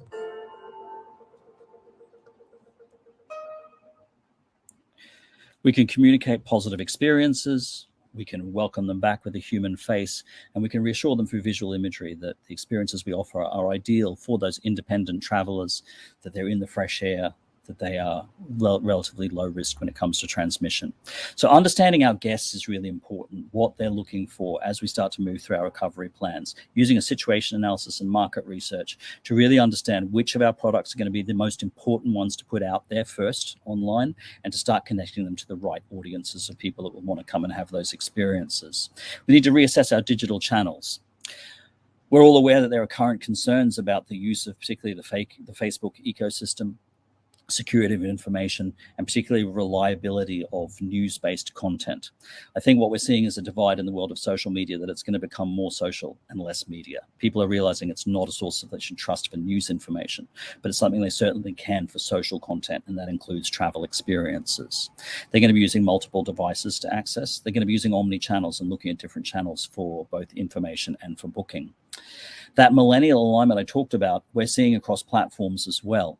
One of the real big game changers we're seeing currently in the digital space is the rise of TikTok. For a while, many thought it would go the way of Snapchat and failed to be able to penetrate the market because of its youth focus. Snapchat was so overly youth focused that it failed to be taken up by older users, particularly millennials, and Instagram stories came in and filled that gap. But we've now seen TikTok very rapidly speed upwards into millennials and challenging Instagram. So we need to look at that constant shift of new platforms being adopted by new generations and new types of traveler to make sure we're using the right channels to reach them. Google's announced the end of cookies by 2023. That's going to change the way we do online advertising. It's going to make it more personalized and social. So social and shared experiences becoming more important than ever. We're seeing a real rise in power in communities, and particularly communities that share content. If you look at the huge following just around content-produced devices like GoPro cameras or even phones themselves, people love creating and sharing content. One of the real powers of TikTok is its ability to convert that content into story-based content. We need to think about that from our destinations as well. We see lots of ads for destinations, but what happened to guidebooks? The print guidebooks are gone. But people still need that practical information, planning a trip, recommendations from other travelers through reviews, and guidance towards making a decision.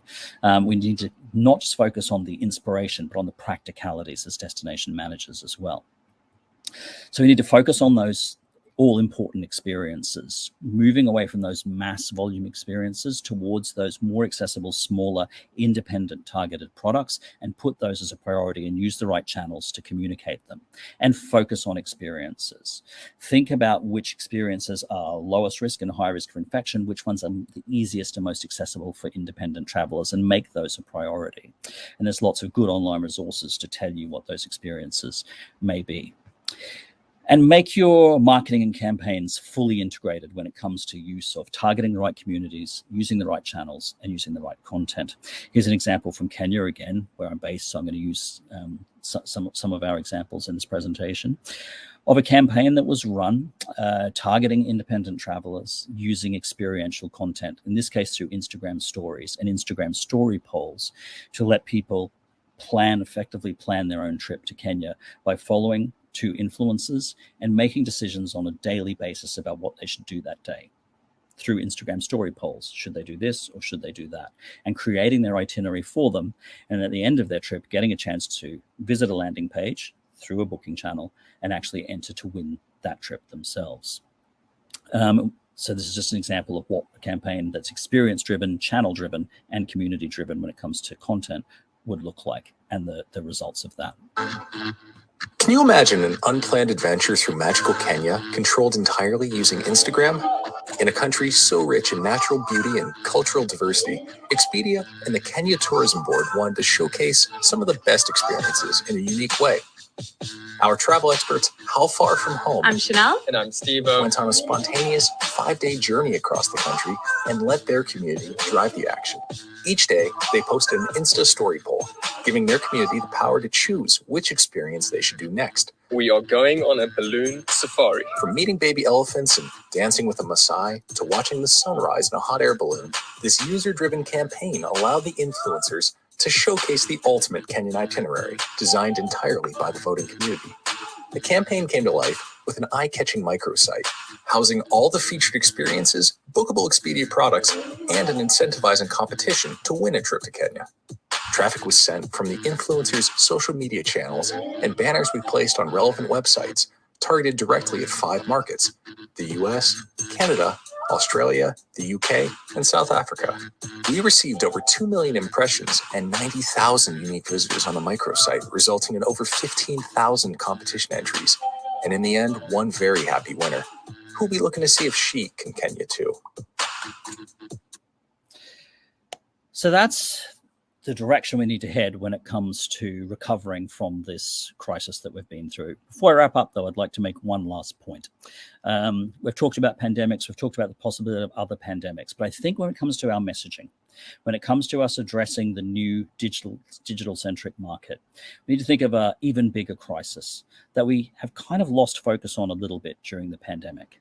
Because to be a successful destination means having genuine, sustainable experiences. And this brings into the realm the climate crisis. We need to understand that real sustainability is something different from sustainable growth and is different from sustained growth. Those are very different things. Genuine sustainability may not be about growing bigger or increasing numbers. It's increasingly about protecting the resources that people are coming to visit. And we're seeing existential threats greater than we've ever seen before when it comes to those resources. And we really need to start thinking, not just at an ecological level, but again, about how important that shift in travel behavior is. Because we've seen how much it could change markets when I talked about channels and content when it comes to travel. But concern about the climate and the very real threats that it presents is changing traveler opinions and potential travel behavior.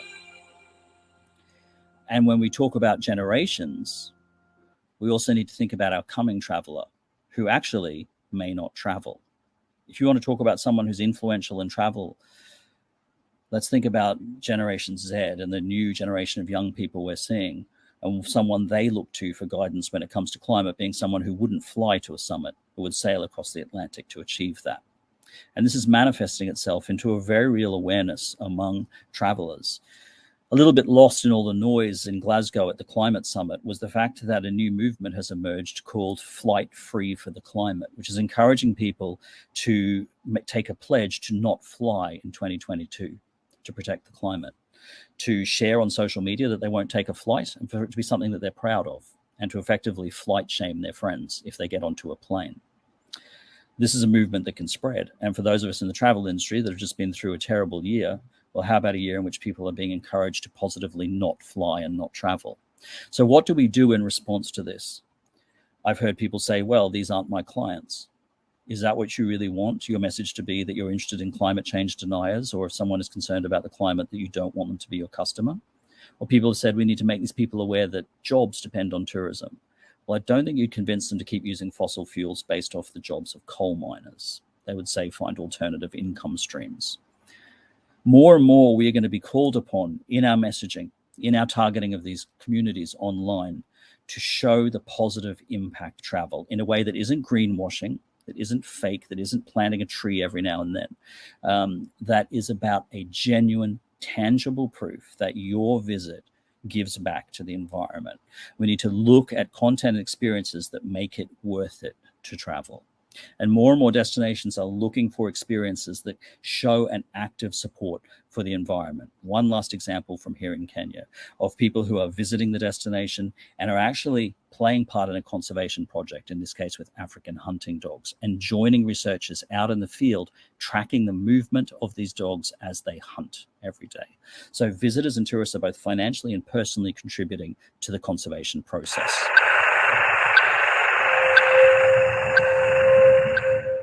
We are in Laikipia Wilderness Camp. This is the area of the wild dog. We know they're just right in here somewhere. We just don't know where.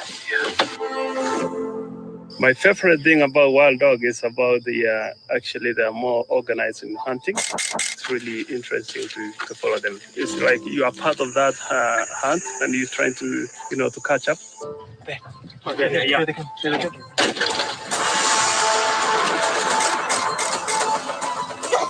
Hang on.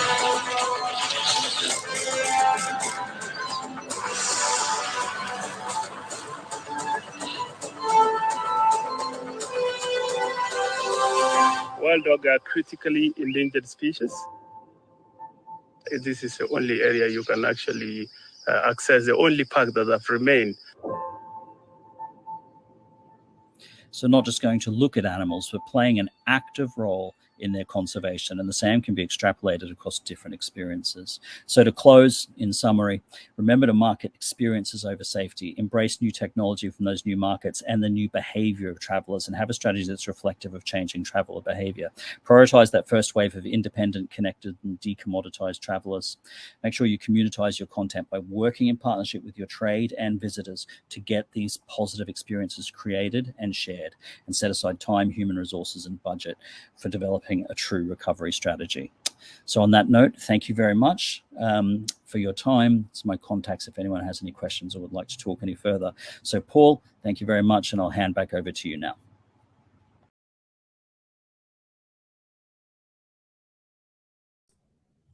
Well, thank you very much, Damien. Really fantastic presentation. I think he really sums up the event, and the purpose of the event that we put on for the past 2 days, and why we had the different sessions regarding the case study of sustainability, regarding why, moving beyond destination marketing to destination management, the highlight of the Cardamom Tented Camp and the work they're doing in preserving the local communities and, of course, the environment.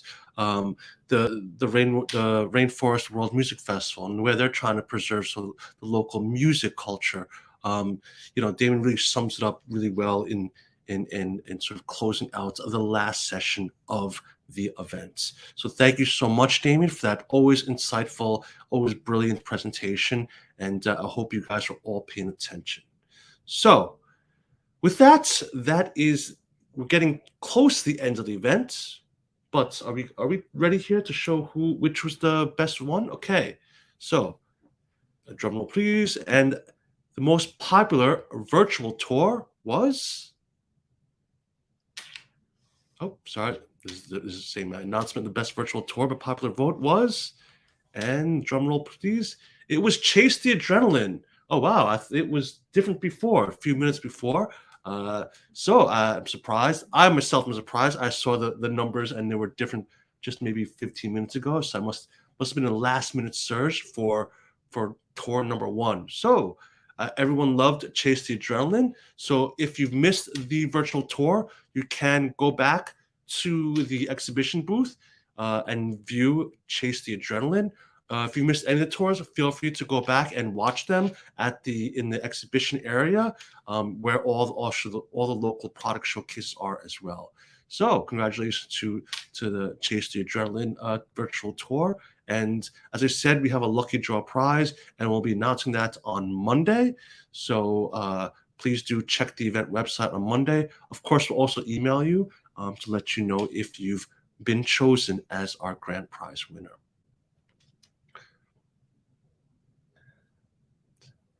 Yep, so here it is, Chase the Adrenaline. Congratulations. You can always go to the booth and check out the other virtual tours if you've missed any of them, or if you missed Chase the Adrenaline and wonder why it was so popular, go ahead and view it today or anytime over the next month as the platform is still open. And as I said, we'll be announcing the winner on Monday, the 29th, on the PATA event page. It's a grand prize of a 4-day, 3-night trip to Miri, Sarawak, Malaysia. It excludes international flights, but it does include a tour of the city as well as a tour of the markets. It's a value of up to $1,500. So good luck to everybody who voted. We'll find out who's a big winner on Monday. And keep your eyes out for any emails or check the event webpage on Monday.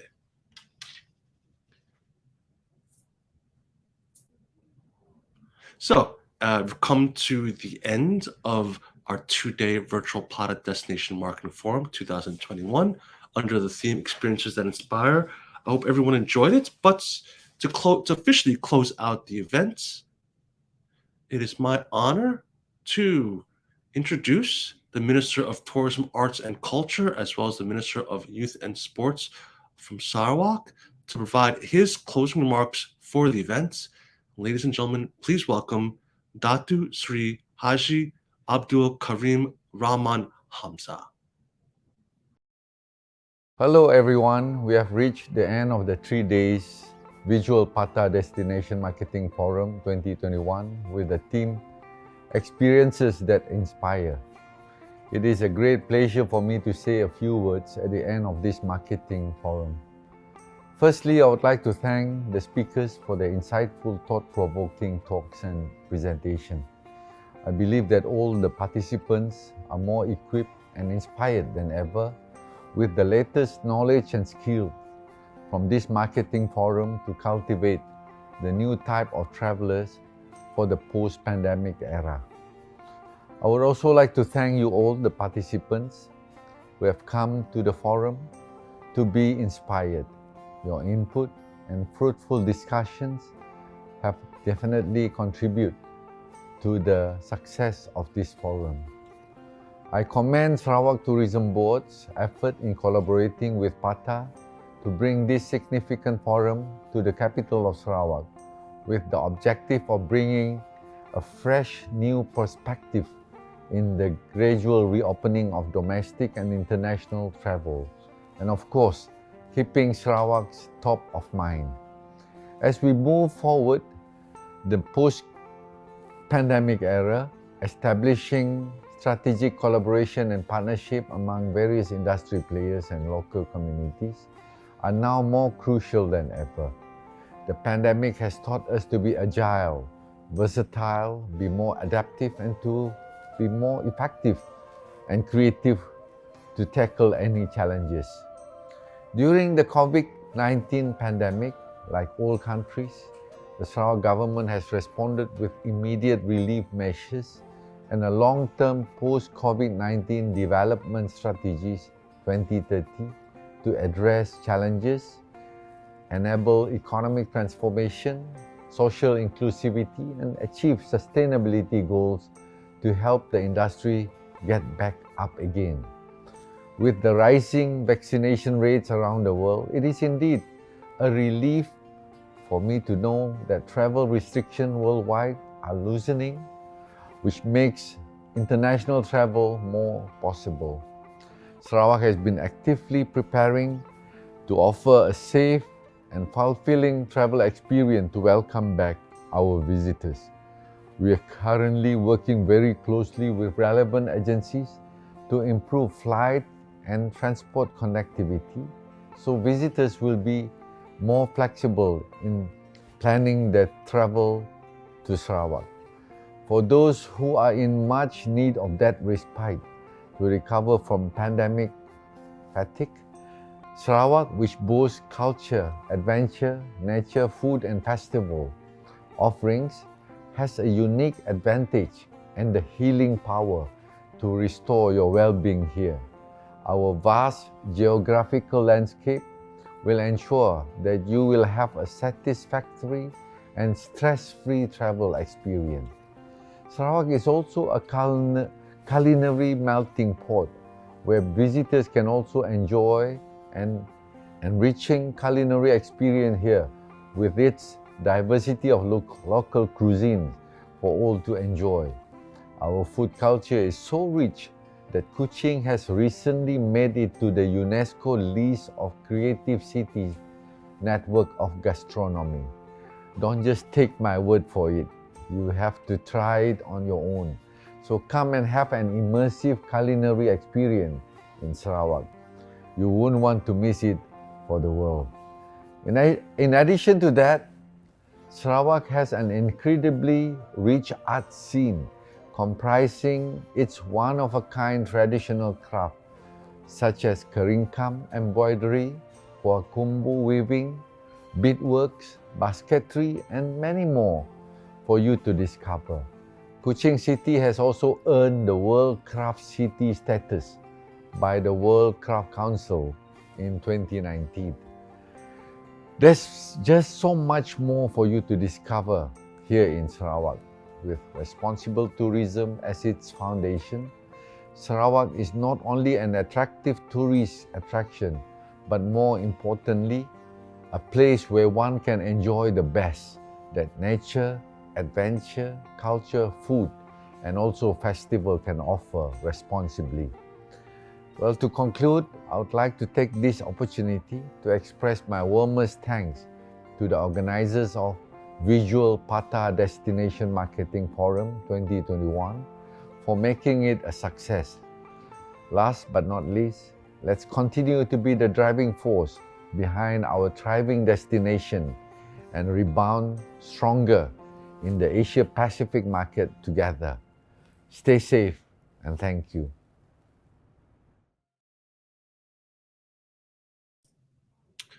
Well, thank you, Minister, for officially closing the virtual PATA Destination Marketing Forum 2021.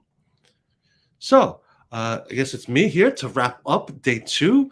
But really, I think I said it before. I think Damien really did wrap up the entirety of the event. It really summed up sort of everything, reason why we've put together this event. It really covered all the topics over the past 2 days. Why everything's been moving from destination marketing to destination management. And the reasons why that it's important that we focus on items like sustainability and social responsibility, and why we presented case studies on sustainability from both Palau and Sarawak. And also then had an example of a property, the Cardamom Tented Camp, and what they're doing to help protect local communities and the environments, and how other people should take up that cause as well. Of course, we also wanted to talk about marketing, and we had the session from BBC regarding stories that inspire, and as well as the story of the founding of the Rainforest World Music Festival. I think I've covered most of the sessions, right? Oh, and of course, we also had the destinations earlier today.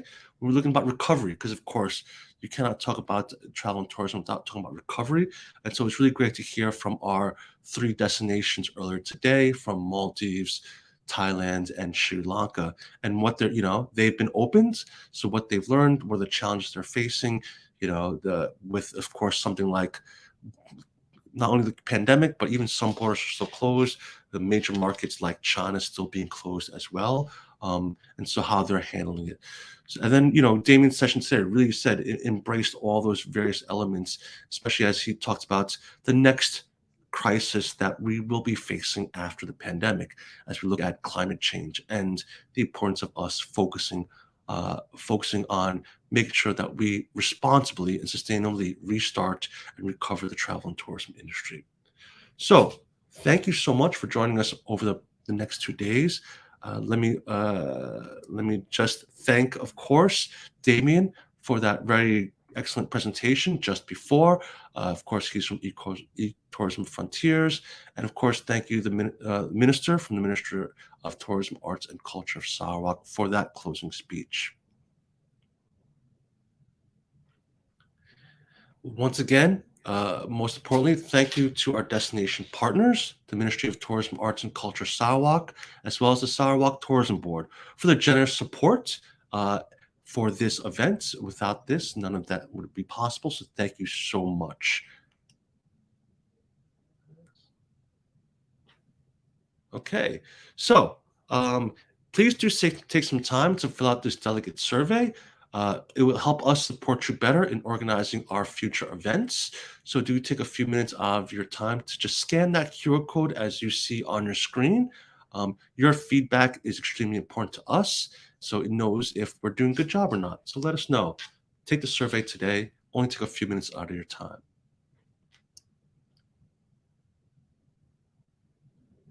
So if you join this event, why don't you mark your calendar for our annual summit next year in 2022. This will be our first in-person conference. This will be taking place in Ras Al Khaimah, UAE, from March 21st to the 24th. So do pencil that into your calendar. You can visit our website or scan the QR code to find out more information, or email us about the event and what will be taking place. You can email us at events@pata.org. You can still visit the virtual tours if you missed any of them. Just go to the exhibition area, go to the booths for each particular virtual tour, and go ahead and view them. Remember, Chase the Adrenaline was the one that won, so if you haven't seen that, find out what all the buzz was about. There's also Tellian, the Soul of Mukah, and Embrace Heritage and Lawas. There's still the photo booth, so you can still take a photo. Remember, you can also change your backgrounds, change your frames, add little images to your photo, share on Facebook, Instagram, #PDMF, PATA Events, or Sarawak Travel. You can scan the QR to get to the photo booth or access it via the lobby page. And join in the fun. These are just examples of some of the photos. You can see me. There's one photo of me. Can you spot me in that picture? Okay, and of course, also don't forget to check out our local product showcase, so you can look at arts and crafts from Sarawak, and feel free to chat with some local representatives regarding some of the crafts that you saw. I think probably like the beads, the ceramic beads, probably will be on display at the local product showcase. So just remember, if you missed any part of today's sessions, it's being rebroadcasted this evening at 9 p.m. Malaysia time. So feel free to drop in at 9 p.m. if you missed this morning's sessions. All the post-event recordings will be available exclusively only to PATA International members. So if you're not a PATA member, it's a good reason for you to join PATA today. We have a lot of webinars over the past 2 years, and some of them are for PATA members only. So it's one of the benefits of being a PATA member. But if you register for this event, the platform is still available for 1 month after the event, so you can still watch all the sessions on demand. But after Christmas, or a day after Christmas, the platform will be closed and the video will no longer be available if you're not a member. So that is officially the end of the event. I'd like to once again thank our destination partners, the Ministry of Tourism, Arts and Culture of Sarawak, the Sarawak Tourism Board. I'd like to thank all the speakers for taking their time out of their busy schedules to join us over the past 2 days. I would like to thank all of our members, our life members, our chapter members for the continued support of the association. I'd like to thank my team over to my right. You can't see them, but they're all here helping me out over the past 2 days. It's a great team to work with, and I'm always honored to be working with them. And most importantly, thank you to all of you for joining us over the past 2 days for the Destination Marketing Forum 2021. If you have any questions at all about PATA, about the events, feel free to email me at paul@pata.org, or you can check out more about PATA at our website, www.pata.org. And if you're not a member, find out more about how to become a member and why you should become a member today. So with that, take care, stay safe, and I will see you at our next either webinar or our in-person event next year. And with that, take care, goodbye, so long.